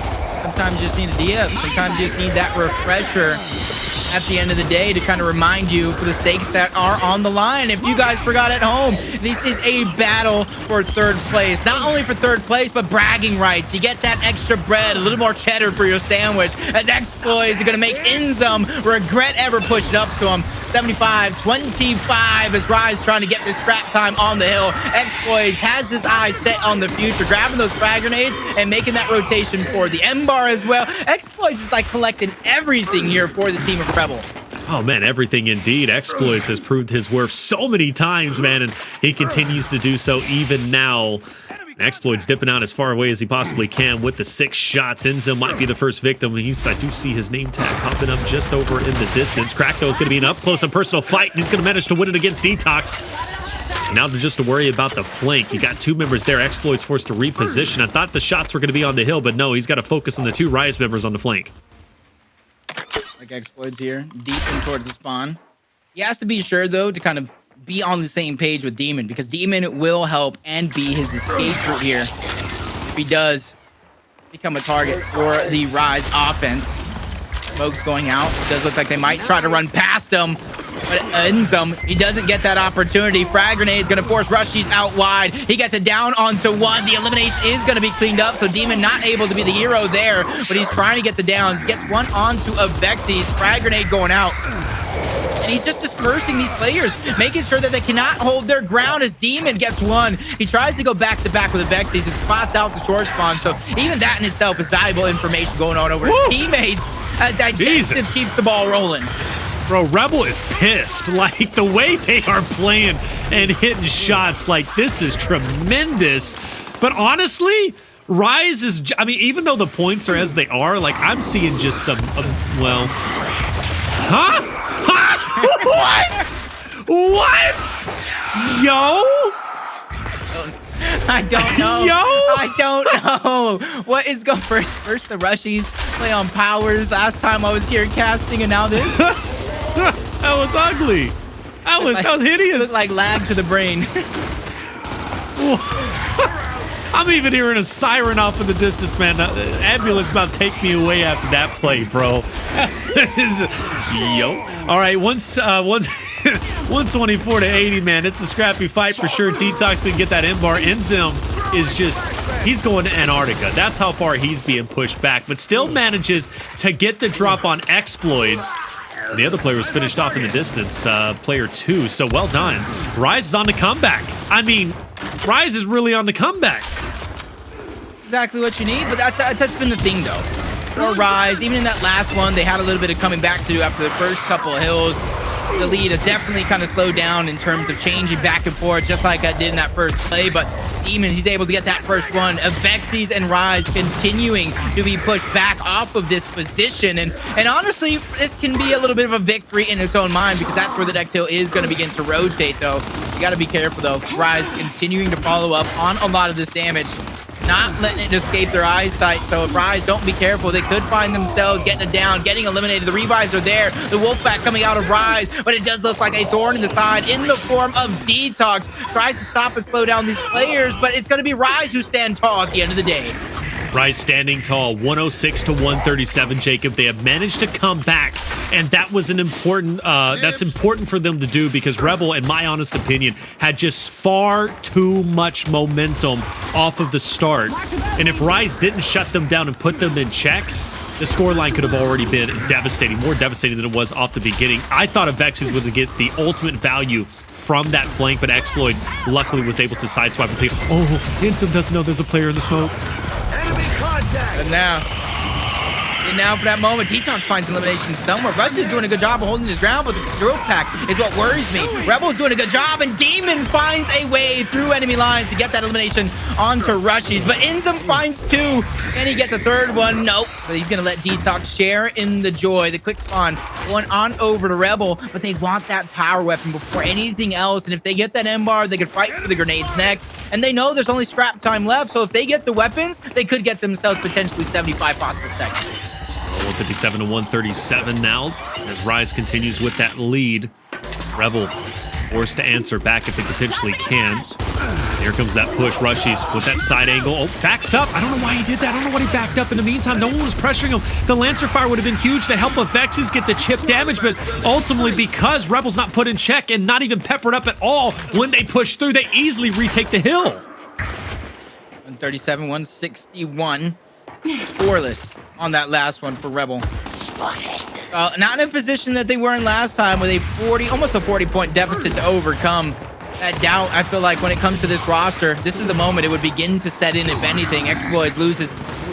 Looked like a 1v1 in that moment as Track trying to win this one, get that revive onto Demon, but Xploidz goes down, Demon falls, Identivez is out, Cracks is just, he gets spotted out, he's forced to rotate elsewhere, and with Demon going towards the southern portion of the map, you know a split bond is going to come in.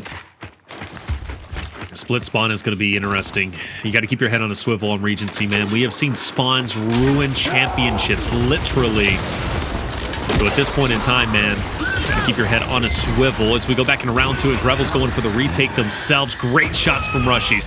Nowhere for Rebel to go. And that 36 seconds, I'm pretty sure is going to be uncontested. Demon might be able to make a play from the shadows, but he's already been spotted and forced to back up. Rise, they'll be over 200 very shortly. It just looks like they're just getting discombobulated right now on the side of Rebel. They were doing so good throughout the majority of this matchup, but there's just only so much gas, and I think they have ran out.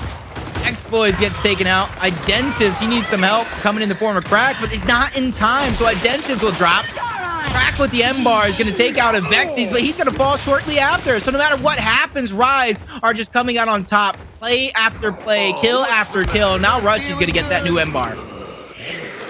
Wimbar, like you said, Rushiez has it. Scary things for Rebel. As they haven't, even though they had that explosive start, Jacob, they have not really gained any points since then, right? Oh, nice shot from Rushiez on a Demon. Tries to follow it up on Identivez. Identivez gets away. But this is the reality, though. As we are back to the original rotations, Rebel had that 100-point lead, and therefore, they might be able to replicate this. But what's different about the first start to now, or the first set of rotations to now, is that Rise actually has control of spawns for the next hill. But can they hold on to it?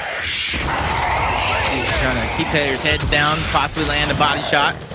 And clean up that one onto Identivez. No chance for a revive. Frag grenades coming out from Avexys as well. Simply not deep enough, but I did think the M-bar did connect from Rushiez. Revives are there. Crack is able to get one. He gets shut down. Xploidz gets one as well, but his teammates continue to fall. That puts too much pressure on one man to be able to achieve such greatness. He's going to get dropped. Rise continue to hold two players towards the hill. Identivez knows the player is going to spawn behind him. He's trying to get out alive, but he gets caught towards the tail end.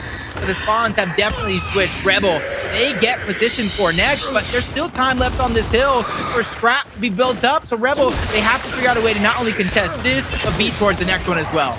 Got a big toy. You really have to focus on a lot at this point, Jacob. I mean, Rebel is starting to run out of options. 229 to 173.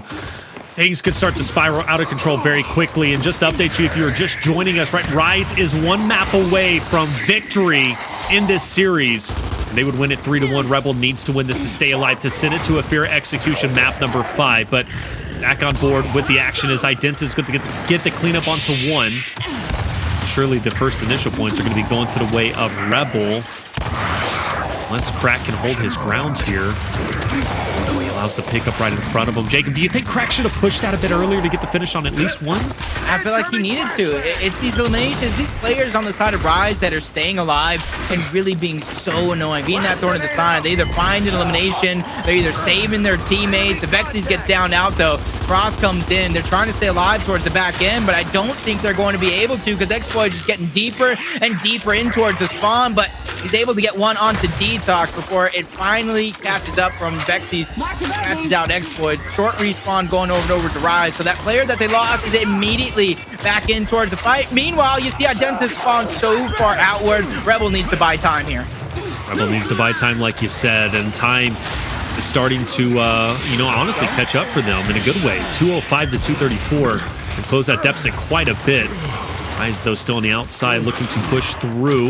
Like that, Rebel is taking a fight to them, though, not allowing Rise to feel comfortable or lurk around or even reposition. At this point, INZEM, as well as Avexys, are dead to rights, and they will be finished off as Rebel brings it to 16. But well, look out, Rushiez is in the hill. He finds a way to keep it contested, only for a little bit of time, though. He gets finished off, but man, still took a couple of points away, and now we are neck and neck, literally identical to what the last one was before the restart, Jacob. It's going to come down to the wire. Yeah, before that first hill rotation, you called it out. You're the prophet here. You said it, down 100 points. This is where Rebel got a lot of it. Hill on towards Rose Garden. That second hill following after. That's where the majority of their time. Between those two hills, I believe Rise scored, give or take, an estimated 30 points to about 100 on the side of Rebel. These are estimates. These are not exact numbers. So Rise only up by 6 to come through with a big defensive hold here. You see Rushiez towards the low side with that shock grenade. Great down by INZEM, but can he get the elimination? No, he cannot. Great shot onto Identivez, though. Rushiez with that shock grenade. He's able to find one. DeToX gets taken down. INZEM's still down. Rushiez, he found a way to get the revive because nobody was able to push up because of that shock grenade. But now they're stuck in the Lancer blender that Rebel has for him. Rushiez goes down. He's unable to get that revive back up. INZEM now has trouble brewing, but Avexys and DeToX, they get that spawn just in the nick of time to save the day and keep INZEM alive. Oh, man, but look at Rise. Rise now in control of the hill, still 252 and counting to 233, but not in control to the point where they feel comfortable. Avexys dances around and takes down Demon, and now Rise has to be feeling solid with 40 points left on the hill. They don't win here, Jacob, but they get close. Yeah. Close as can be without tasting that victory. DeToX, 2 great flashes. Great grenade, I should say, as he gets a double kill. INZEM gets the 3rd, and this is where Demon has to go big. He needs a squad wipe, but he's only able to get 1. 26 seconds. This hill will get bled dry. Rise will get about 295 if they do just that, putting themselves 5 seconds from shutting this down, getting the extra money, and moving into 3rd place. Moving into 3rd place. That's the important thing, right? If Rise wins this, map number 4, and they close it out at 300, they will in fact be in 3rd place. Rebel will be in 4th. 289 to 233. INZEM will fall behind. Avexys, though, will be able to get the pickup. This is a big hill for Rebel to take, and it looks as if they're going to be able to do so with the kills. No, wait! But the Lancer fire from Rushiez is making things super awkward. But ultimately, Rebel does get the hill. We have seen Rise lose in moments like this on this very map on Regency, Jacob, where they are so close to victory. They're not out of the woods yet. Rebel can absolutely still win this map. I wonder what the chat thinks. Can Rise close it out? Or will Rebel have a comeback of the lifetime to light up the Latin American crowd? Really, si se puede. Give them your passion. Vamos, Rebel. Can you do it? Identivez goes in, but he's losing 2 teammates. Crack and Demon both go down, but he gets 1. Great shot on another one onto Avexys. He does it. The king of Latin America standing tall. Can he land another one? He gets a triple kill. Wow. Identivez and Xploidz stand tall. Rebel can absolutely do this with 38 seconds remaining on the hill. I think that is just enough time to get the victory, and yes, it's going to be. Rise has to get a touch. They've got to get desperate, and they've got to push through. I take it back. Desperation is not what they need. They need one concise and coordinated push, and this is where it comes into place. We saw Identivez with heroic moves just a bit before, but he's got to do it again. He's going to take down 1. He's going to take down 1, but Rise still finds some headway. But do they really? Rebel now is going to be pushed back. Avexys has to stay up, but was enough time killed off that hill to force another hill? Yes, it was. Rise, they have that position. That's Rushiez. He's beating them to the punch. But look at frag grenades are up. So is shock grenades. That's going to go in possession of Rebel. But no, they don't go for the shock grenade. That can easily be grabbed by Avexys, who has an important decision to make. He is going to go for it here, but the team has to buy time. INZEM gets taken out by the frag grenades. Crack and the rest of Rebel are pushing in. Only 11 seconds to take this map. Rushiez goes down. Avexys trying to be the hero. Shock grenade is funneling players towards one side, but it's doing absolutely nothing. Rebel Rebel. Rebel are doing it. They find the eliminations towards one side. Demon backing up with the Lancer, and Rebel find 2 more. They close out this map. Reflections, we're going to a game number 5. Game number 5, Ephyra execution. Rebel off the restart finds a way to get the victory and force a game number 5 to put Rise on the brink of losing 3rd place in Pro League. I'm absolutely astounded by the effort given by both rosters, and I gotta say that did not disappoint whatsoever. Ladies and gentlemen, map 5 execution Ephyra is going to be coming up after this. You don't want to miss the conclusion to Gears Pro League Split 2.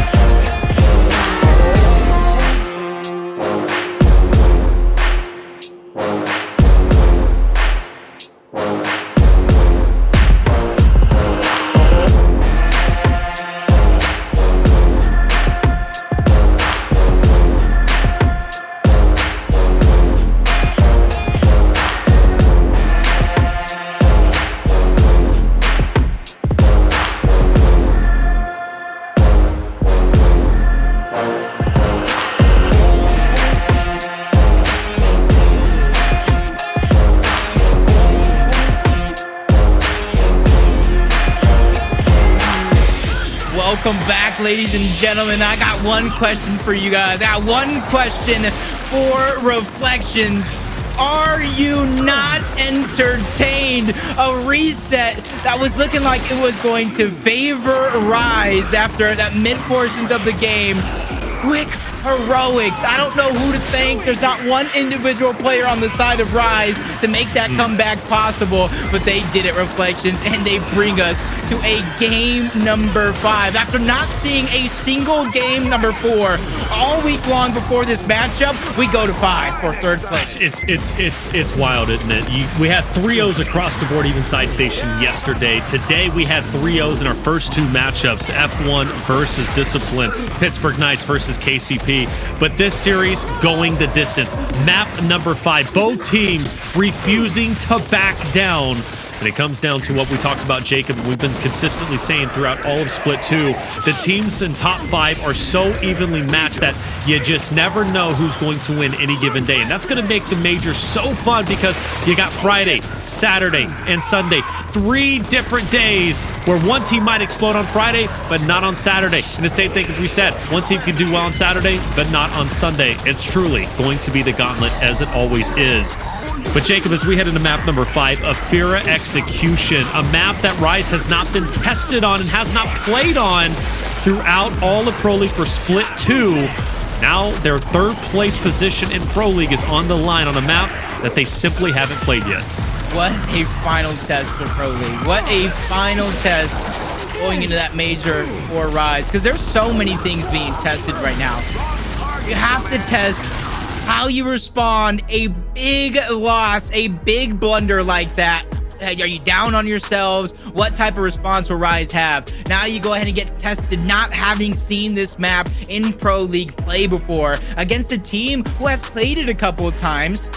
And then on top of that, 2-1 the series, everything going sideways. What type of energy will each one of these teams come out with? Oh, they have to have the utmost energy. Like, that's just it. And you know, you talked about that hero complex. We talked about ego chows. I don't think that's not necessarily the right way to word it, but I definitely think here on map number 5, Ephyra, where teams get nervous, you know, some amateur teams or lower end teams or teams that aren't as experienced in the spotlight or experienced going the distance, you know, tend to turtle up and slow down. I highly expect Rise and Rebel to speed up on map number 5 and truly test each other, especially in that hotel fight, whoever's going to end up playing that. This is going to be a crazy ending, and I truly hope it's not a blowout 6-1, 6-0, 6-2. I wouldn't even be happy with the 6-3. I want to see a round 11 because if you're going to go the distance like we have, you might as well go all the way and send it to a sudden death round, round 11, where you put everything on the line. I made one comparison last week, and it was during the United Rise match, and I was 100% right, and I'm ready to be wrong here. I said, Rise reminds me of a Latin American team. Do you remember why I said that? Because I might have been casting with you. You weren't, but the aggression, I assume. No, I said because after you lose a map like that, they typically come out flat. Come out and tell themselves. Like they're already defeated, like the map 5 doesn't even exist. So I'm interested to see. That's why I said the mental game, how Rise answer back here is absolutely massive. I agree with that, you know, but isn't that a trait that kind of all top level teams have, especially our top 5? We've seen them down 2-0 in a series, or, you know, being down or getting beat, you know, drastically on a map 1, map 2, 3, 4, whatever.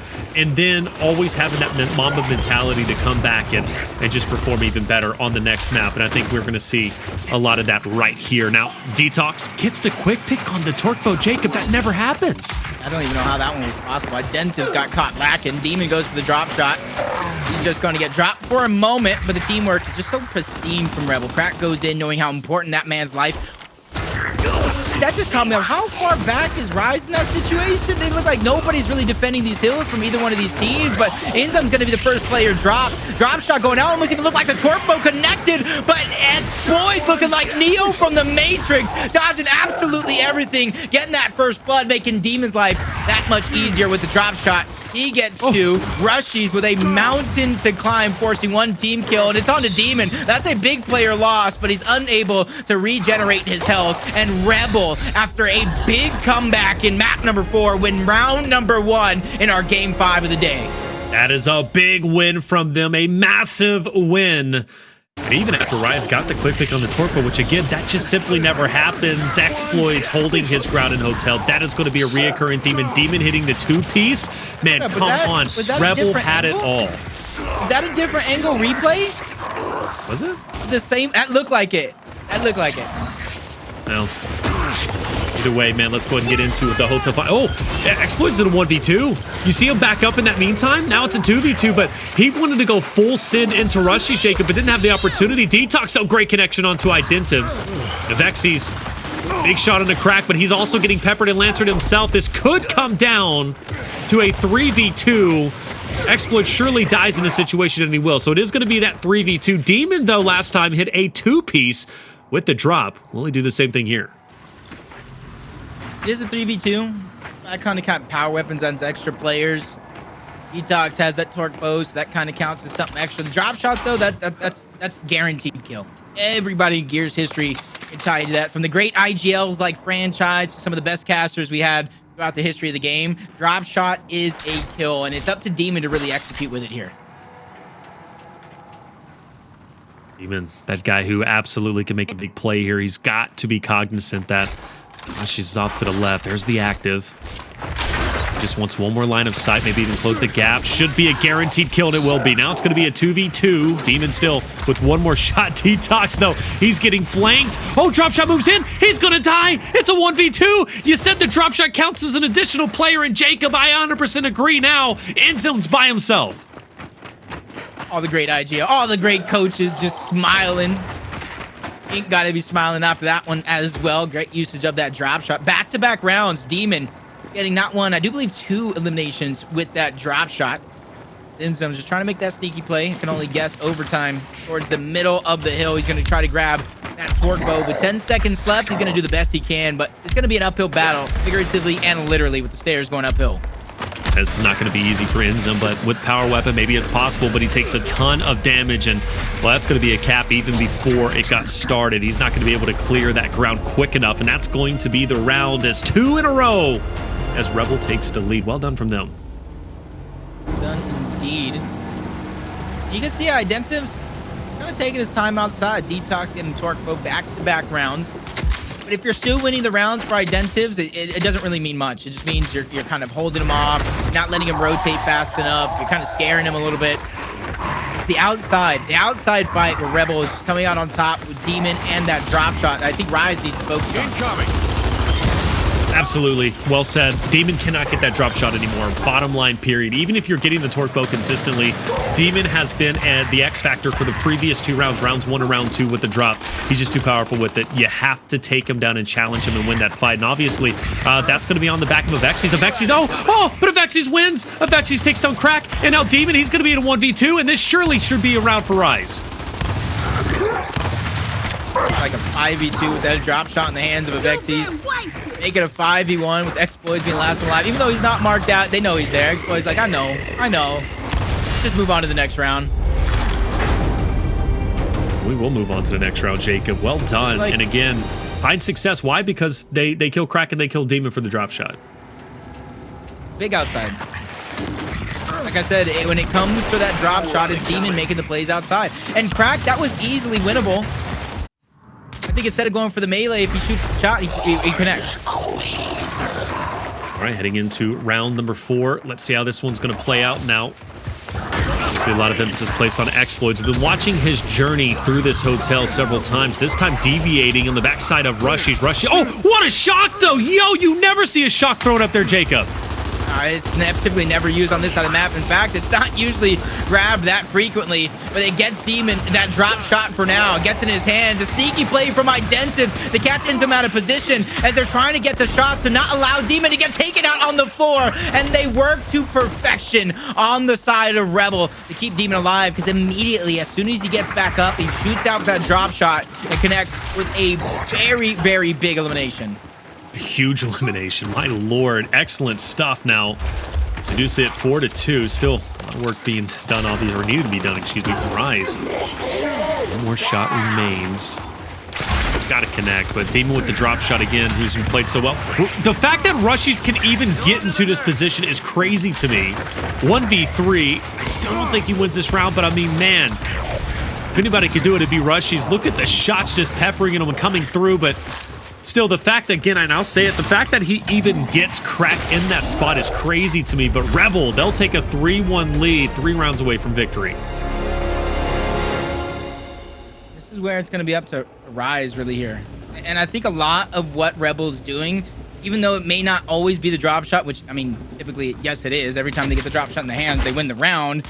I think Rise has to take note of that and put more importance on the actual drop shot than the torque bow. But even though they're not really putting torque bow any importance, this is a DeToX and a 1v1 against Identivez. So something needs to be figured out on the side of Rise. Absolutely needs to be figured out. Again, this is a map that they haven't played throughout all of Pro League. This is the first time they're going to find a way to play it. And of course, this is when third place is going to be on the line. Demon's going to get the cleanup on Rushiez, so First Blood once again going over their way. Avexys drops 2. Rebel 4v2 situation. Demon once again with the drop shot, but at this point it doesn't even matter. Drop shot isn't going to be needed while it sends it flying. INZEM will be connected upon, and a dominant 4-1 lead for Rebel is in the works. Trying to think of a strategy right now that I would like to see Rise run, because DeToX isn't even overstaying down low towards the torque bow. He's grabbing it and immediately rotating in towards the center, trying to get it outside as possible. But I think Rise for this one, send 4 people outside, bro. Get that drop shot in your hands. Even if you don't get the drop shot, the eliminations will be just as important. I do think they're finally going to run 2 inside, 2 towards the outside to try to match Rebel here on this exchange.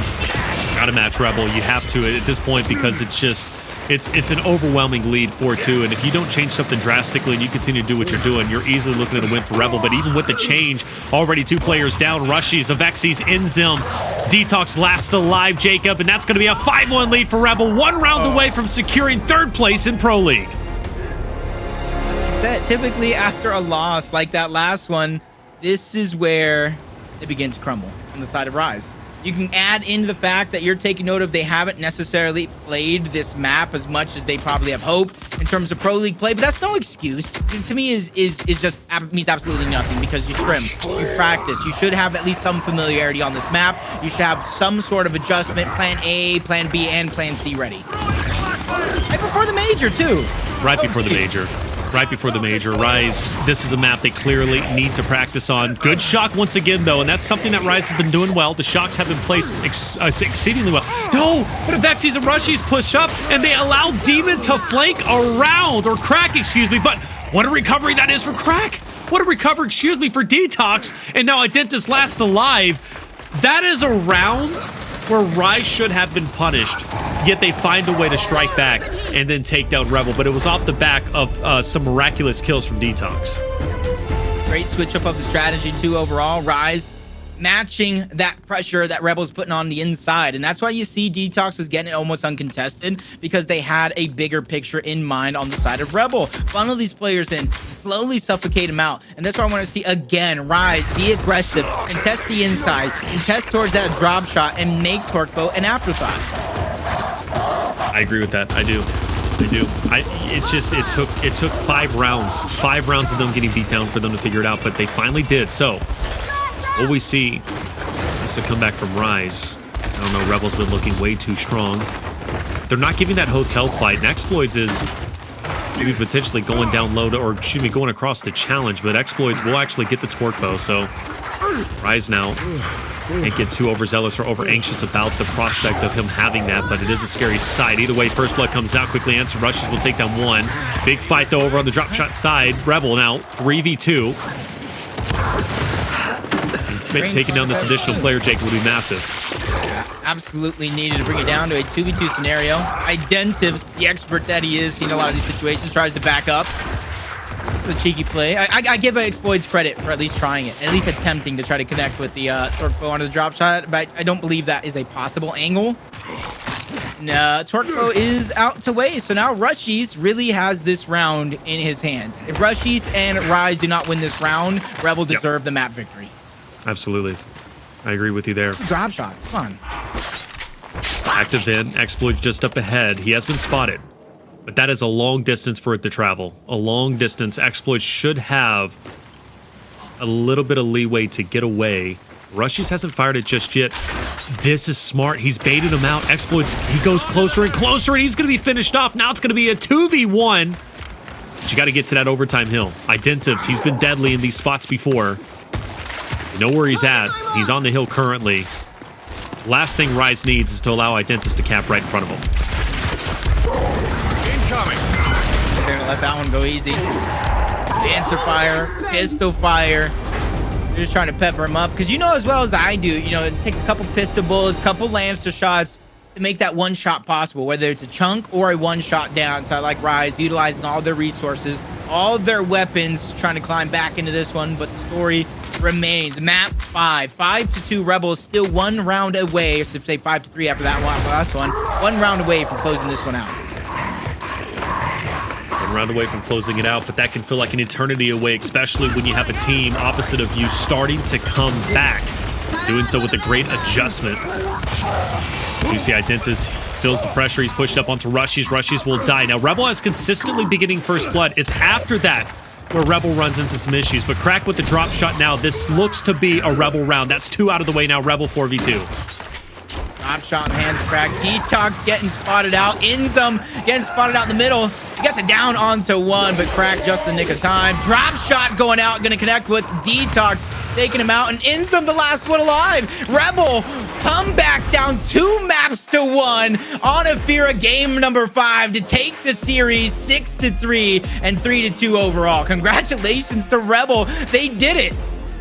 They absolutely did it. 3rd place in Pro League. Congratulations to them. Demon played so incredibly well through and through. 11 kills to his name, brother. And that drop shot performance was just honestly fantastic. I mean, that's why Rebel was able to take that substantial lead. Even when Rice started to fight back, it was a little bit too late, unfortunately. But Rebel ends up making it happen. And you got to give them all the credit in the world. Excellent job. Yeah, I had a feeling. There was some teeter-tottering, swip-swapping with my predictions before we started. But I had a feeling right now. That's nothing against Rise, too, because they actually have been showing up. But when it comes to the top 5 teams at the end of the day, I feel like anybody can beat anybody. And this is literally the closest we have ever been in terms of Gears Esports. Oh, absolutely. This is incredibly close. It's going to be a nail-biter for the major, man. I'm excited to get into it. And even for E-Days tomorrow for Split 2 finals, like, that's still going to be a nail-biter where money's on the line. And obviously, a lot of money, by the way. I think $3,000. But regardless, though, look, it is going to be a big day and a big moment for all the rosters that ended up qualifying, all 8 of them. But, man, what a great map to finish off here for Rebel. Game number 5, you know, the fact that it slips through Rise, they knew, and I knew, look, map number 4 was a must-win. Going to map 5, there was a lot of questions I had, and well, now I finally got the answers. It's just, Rebel was too strong with the drop shot side. Like, that's what destroyed Rise in the first 3 or 4, actually, the first 5 rounds, I think it was, because Rebel had a 4-1 lead after 5. You had it coming. One of the biggest things, though, on the side of Rise that they need to work on has nothing to do with the game. Nothing to do with how much they spam the A button with the right trigger while bouncing around.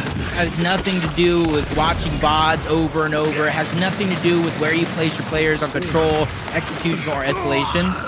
I think their biggest flaw that they need to work on before that major is their mental game.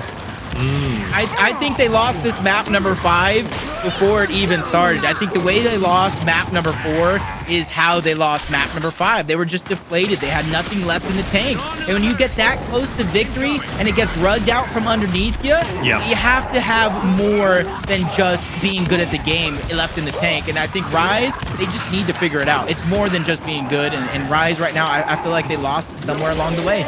Yeah, you know, it was that map number 4 that was pretty frustrating for them, I think, overall as a whole. But you know what? I think as close as this was, Ephyra aside, if these two meet up in the major, it's you have no, I don't know who's going to take it. I really don't. I get asked all the time, like, who are you predicting and this and that, and it's like, I really don't know at the end of the day. I'm obligated to make picks, but this was one of those series where it was like, who do you go with? Okay, who do you go with? Because they're so good. They are both so good. Rise for NA, Rebel for Latin America. But Rebel had a phenomenal split. I think they played incredibly well. They've been looking stronger than ever. I've said it personally that I'm really impressed with them. I love that Xploidz is on a roster. Been a big fan of him. You know, sometimes I catch flack. Everybody thinks, you know, I'm against Rebel. I'm not. I think Rebel's a great roster. I do. And I think they've got a lot of, you know, great skills. And honestly, right now, they're representing Latin America quite well. I still put PK as number 1, but Rebel is right there, too, who's just as much of a contender. And we've been saying it through and through at the start. I think this is Latin America's major to win. And I still feel that way fully. Best chances. I do believe this is their, and I feel like I say that every single one of these events, but I just feel them. I feel them just getting steps closer each and every one of the time, regardless of the scoreline, regardless of how the match ends. It's just throughout the regular season leading up to the major, you can just feel them inching themselves closer every single major championship. And I got to agree with that. I think this is going to be the closest they will ever get to that championship. The way Rebel had just taken over Ephyra against Rise, who all spent long looking like a dominant team, is something that you can really hang your hat on. Yeah, absolutely. Well done from Rebel. And just to recap, well done from Fury. Won that 3-0 victory against Discipline, spoke volumes about that roster. You also had a dominant 3-0 victory from Pittsburgh Knights over the Kansas City Pioneers, and that put them in first place, solidified it over EU United. If they lost that, guys, EU would have been in first. PK, I believe, would have been in second. But regardless, though, Pittsburgh Knights in first, Latin America on top, and then you also have Rise and Rebel, with Rebel getting that phenomenal game number 5 victory on Ephyra execution to win 3-2. And honestly, we had to wait out a long time, Jacob, for our eSwapX Pro Controller play of the day, but we finally got it, and it was on that last map, Regency control. Identivez popping off, baby. Jacob, walk me through it. I mean, I don't have to walk you through it. Identivez with the theme on his back. He gets a couple of help down on that first one. Bodies that second one with the meat shield on the INZEM. He gets that third one to kind of complete the hat trick for his team. All INZEM needed to do was shoot his gun at Identivez, and he goes down. He throws the melee, which gives Identivez an opportunity. You give Identivez an inch, he's going to take a mile and run away with it. Oh, and he took that mile, brother. He took that 10 miles right in front of him, Bo. I mean, like, he was tearing it up. And Identivez in so many spots was the true reason why Rebel found success. He earned the eSwapX Pro Controller Play of the Day. And I got to say, I'm happy to give it to him. But what an incredible day it was. Even the 3-0s were still eye-opening. Whether it be in a good way or a bad way, we learned a lot from today, Jacob. No, they definitely did. You see Rebel going ahead and rising to the occasion. But there's just one thing here that I kind of spoke about in the beginning of the game. I got to give a huge round of applause to the Pittsburgh Knights. Even though I didn't pick them to win today, right. I had a bunch of different reasons. As you see the results, that Reflections kind of already laid down for everyone. 3-0. Pittsburgh Knights 3-0. Rise 2-3. They lose to Rebel. But at the end of the day, when it comes to the Pittsburgh Knights, I feel like the addition of Fiercely is absolutely huge. They're not worried about anybody feeling anybody's spot, anybody's shoes being filled. What do you bring to the table versus our previous teammate? They're just worried about putting one step in front of the other and progressing each and every day, each and every week. And they probably have those Gore-Tex shoes I was talking about. That's what makes it that much easier for them to take those steps. Yeah, hey, man, chat was impressed. I said, Jacob's a sneakerhead? Hey, man. Oh, snap. We bringing them up there, too, baby. Yes, sir. And those haven't been worn. I just want to say, by the way, those have not been worn. I'm waiting for the perfect moment. You best believe they're not. You don't want to go out on a rainy day, even though it's got the Gore-Tex. You still don't want to. We got the paper. I'm probably just as happy as that shoes as PK and Rebel are and all the Latin American fans. I'm sure it's equivalent, Jay. I'm sure it's very equivalent to that. Man, what an incredible day. Speaking of which, I think we get a chance to take a look at our standings. Let's see it and officially show everybody out there that Pittsburgh Knights on top. They, in fact, are officially your Split 2 winners in first. Second place going to EU United. Rebel getting third. We just saw the outcome of that. Rise in fourth and Pioneers in fifth. Got to go down the list, though. Team Queso, Fury 1 and Hive, and then to relegation. Iron Ice and Discipline. Well, they're going to have to fight for their Pro League spot once again, but still, what an incredible split it was. It definitely was incredible, but man, just looking at the top of those, Pittsburgh Knights lighting it up. I believe 8-1. I think the only match they actually did lose this split, and you can correct me, I think was to Rebel, and I think Rebel might have had a sweep. So it wasn't just the map that they did lose, but United 8-1.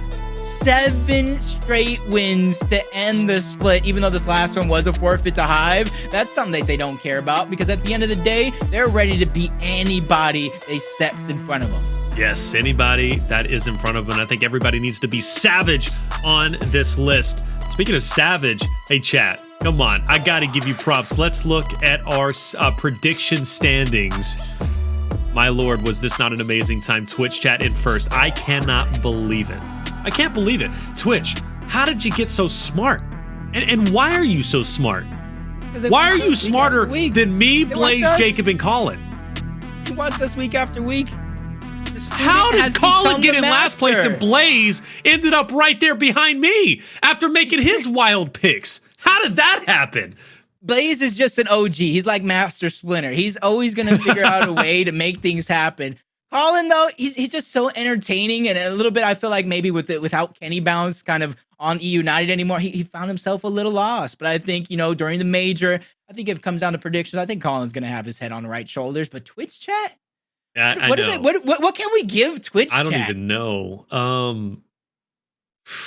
Yes, someone Think made about the it. We'll joke think like if about it. Twitch chat wins, we're gonna have to send out a lot of trophies, and I was like, yeah, maybe so. I think let's give him a high five. All right, it'd be cheesy, but let's give him a high There's five. something I can give them. Jacob, give him a high five, man. Hey, come. There you go. Never doing that again. But I tell you what, chat, you earned it. You I get lost. earned it. I'm so proud of every one of you 5-head looking individuals out there. Okay, I can't believe it. How do we get to the point where Twitch chat beats us? My night is made, but also ruined. I'm not gonna lie. No, it's not even made. I'm gonna be straight up with you. I'm not gonna be the nice guy. It's ruined. Like what? Why? Because Twitch beat us, the analysts. I'm going out to dinner after this. Good for you, man. For me, everybody has their day. At the end of it, you see a lot of these teams. Everybody's gonna win one. A lot of the players. Everybody comes out on top one day in their life. You can look at a lot of this the leaderboard ranks and ranked. Everybody has a winning ranked at the very minimum. Yeah, that's awesome, man. Great. Well, you know what? Hey, let's take a look at something more impactful, though. All right, than Twitch chat winning prediction standings. Let's take a look at our pools heading into the major. Ooh. They are finally solidified. We're going to have 4 of them, A, B, C, and D. But let's go ahead and run through them a little bit. How much time do we have, production, to kind of take a peek at this? Who cares about as long as we want? You don't want that because me and Jacob will talk for an hour. But Jacob, you started off. I mean, first look, I mentioned this team to kind of start the show. No, it is not a pro league team, but it's definitely a team I can see there through relegations. And it's our top left, our first pool. It's the Wichita Wolves. They definitely got their hands full landing in the same pool of the Pittsburgh Knights, but they're going to have an opportunity against an open qualifier team against a struggling Hive as well. So they're a team coming into this pool. They can take people by surprise, and they can honestly come out number 1, possibly even number 2. I agree with that. Let's take a look at Group B, man. It's just as talented, just as strong as well. You got E United, Fury 1, RDMK. Man, E United should have a decent run here. Like, that's just a reality, okay? E United is definitely looking like the strongest team here. Fury 1, though, we've been talking about them and how they could very well be that bracket buster team or the great disruptor. We'll see if they'll be able to do so. RDMK, though, you can't count them out either. They're going to look like Chris Brown up there, and they're just going to run it. But on this pool C, we got the Latin American pool. I don't know too much about Living Esports, but Rebel, Team Queso, Fire and Ice, and Living Esports got confirmation it is indeed a Latin American team. So we got an in-region battle to take place in Perth first. But after Rebel has been looking tonight, you got to think they're one of the favorites. Have Team Queso has been looking all season long. They're definitely one of the favorites. But Fire and Ice and Living Esports, they can definitely come out swinging because we've seen some big surprises on that first day of any major. Yeah, Living Esports, Krabs, Agartha, Mad Boy, and Tana King. So I'm curious to see how well they're going to play. Hey, when it comes down to Latin America, we know they kind of shift in and out of rosters, but also you have those newcomers. Latin America is incredibly talented and passionate about the scene. Colin D, though, I was told I had unlimited time. I was obviously limited. Rise, Pioneers, Discipline, and Casa de Papel. This is a tough group. Now, Discipline, they have not got a win. They didn't even win a map, but you still have to consider them as a pro league team, and Casa de Papel have to respect them. But Rise and Pioneers in this group, I'm worried about Discipline and Casa de Papel. I'm worried about them too, but I kind of like what you said. Even though they didn't win a map in Pro League, there was one team during the last major that didn't win a game in Pro League either. That was Fire and Ice. And when it came around towards that major, they were surprising teams. They were actually picking up a couple of series victories, and they even qualified, I do believe, over some of our other teams for last E-Day finals as well. So, hey, anything can happen when the big lights are on. Players can choke, but the biggest and most important thing is players can step up to make the play for their team. That's it. What group looks most interesting to you? A, B, C, or D? I gotta say, every group really gives you a little bit of everything. And I gotta say, PK, even though they get the #1 seed, to have Hive and then Wichita Wolves in there, plus that fork that's gonna be joining, like, it still seems a bit tough for them. I gotta say, man, Wichita Wolves, I'm excited to watch them compete. Yeah, one of the battles I'm looking forward for, it's not going to be in pool play, as you see the teams aren't matched up. It's the battle for Kansas City, the Pioneers versus the Wichita Wolves. Right? Wichita Wolves, welcome to Gears Esports. I never thought I would say that. The battle for Kansas City. Hey, Kansas City is definitely popping up this year. Yes, it is. It is. And Kansas City, 4 hours away from me. I'm gonna have to go pay a visit for no reason at all. Just go say hey, and just drive over there and eat at a local Arby's. I don't know. I'm just gonna go and have fun. Jacob, it was a great day of Gears Pro League. And it's been a great split too. Hey, it's been absolutely incredible. And I really do hope you all truly enjoyed yourself, man. E-Day playoffs is going to be tomorrow. This is the finals for Split 2. Split 1 was won by the Kansas City Pioneers, but it's a different roster this time around. We'll see if they can go back to back or not. But we got a lot of competition, as you just seen tonight, as well as through the entirety of Split 2. Jacob, before we get out of here, what's your final words? Hey, my final words is just like Brock Lesnar.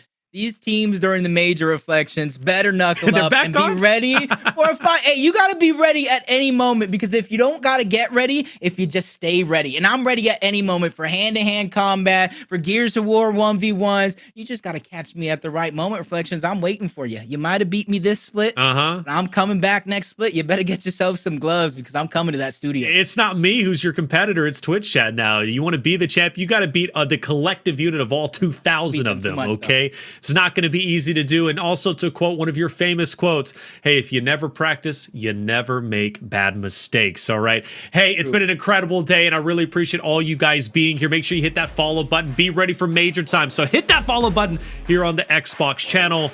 But for myself, Taylor Reflections, Noble Jacob, MVP, production team, and you in chat, thank you once again for being here for the entirety of Split 2 as well as tonight. And join us for the Split 2 finals tomorrow. Twitch.tv/UMG Gaming, 5 Eastern. We would love to have you.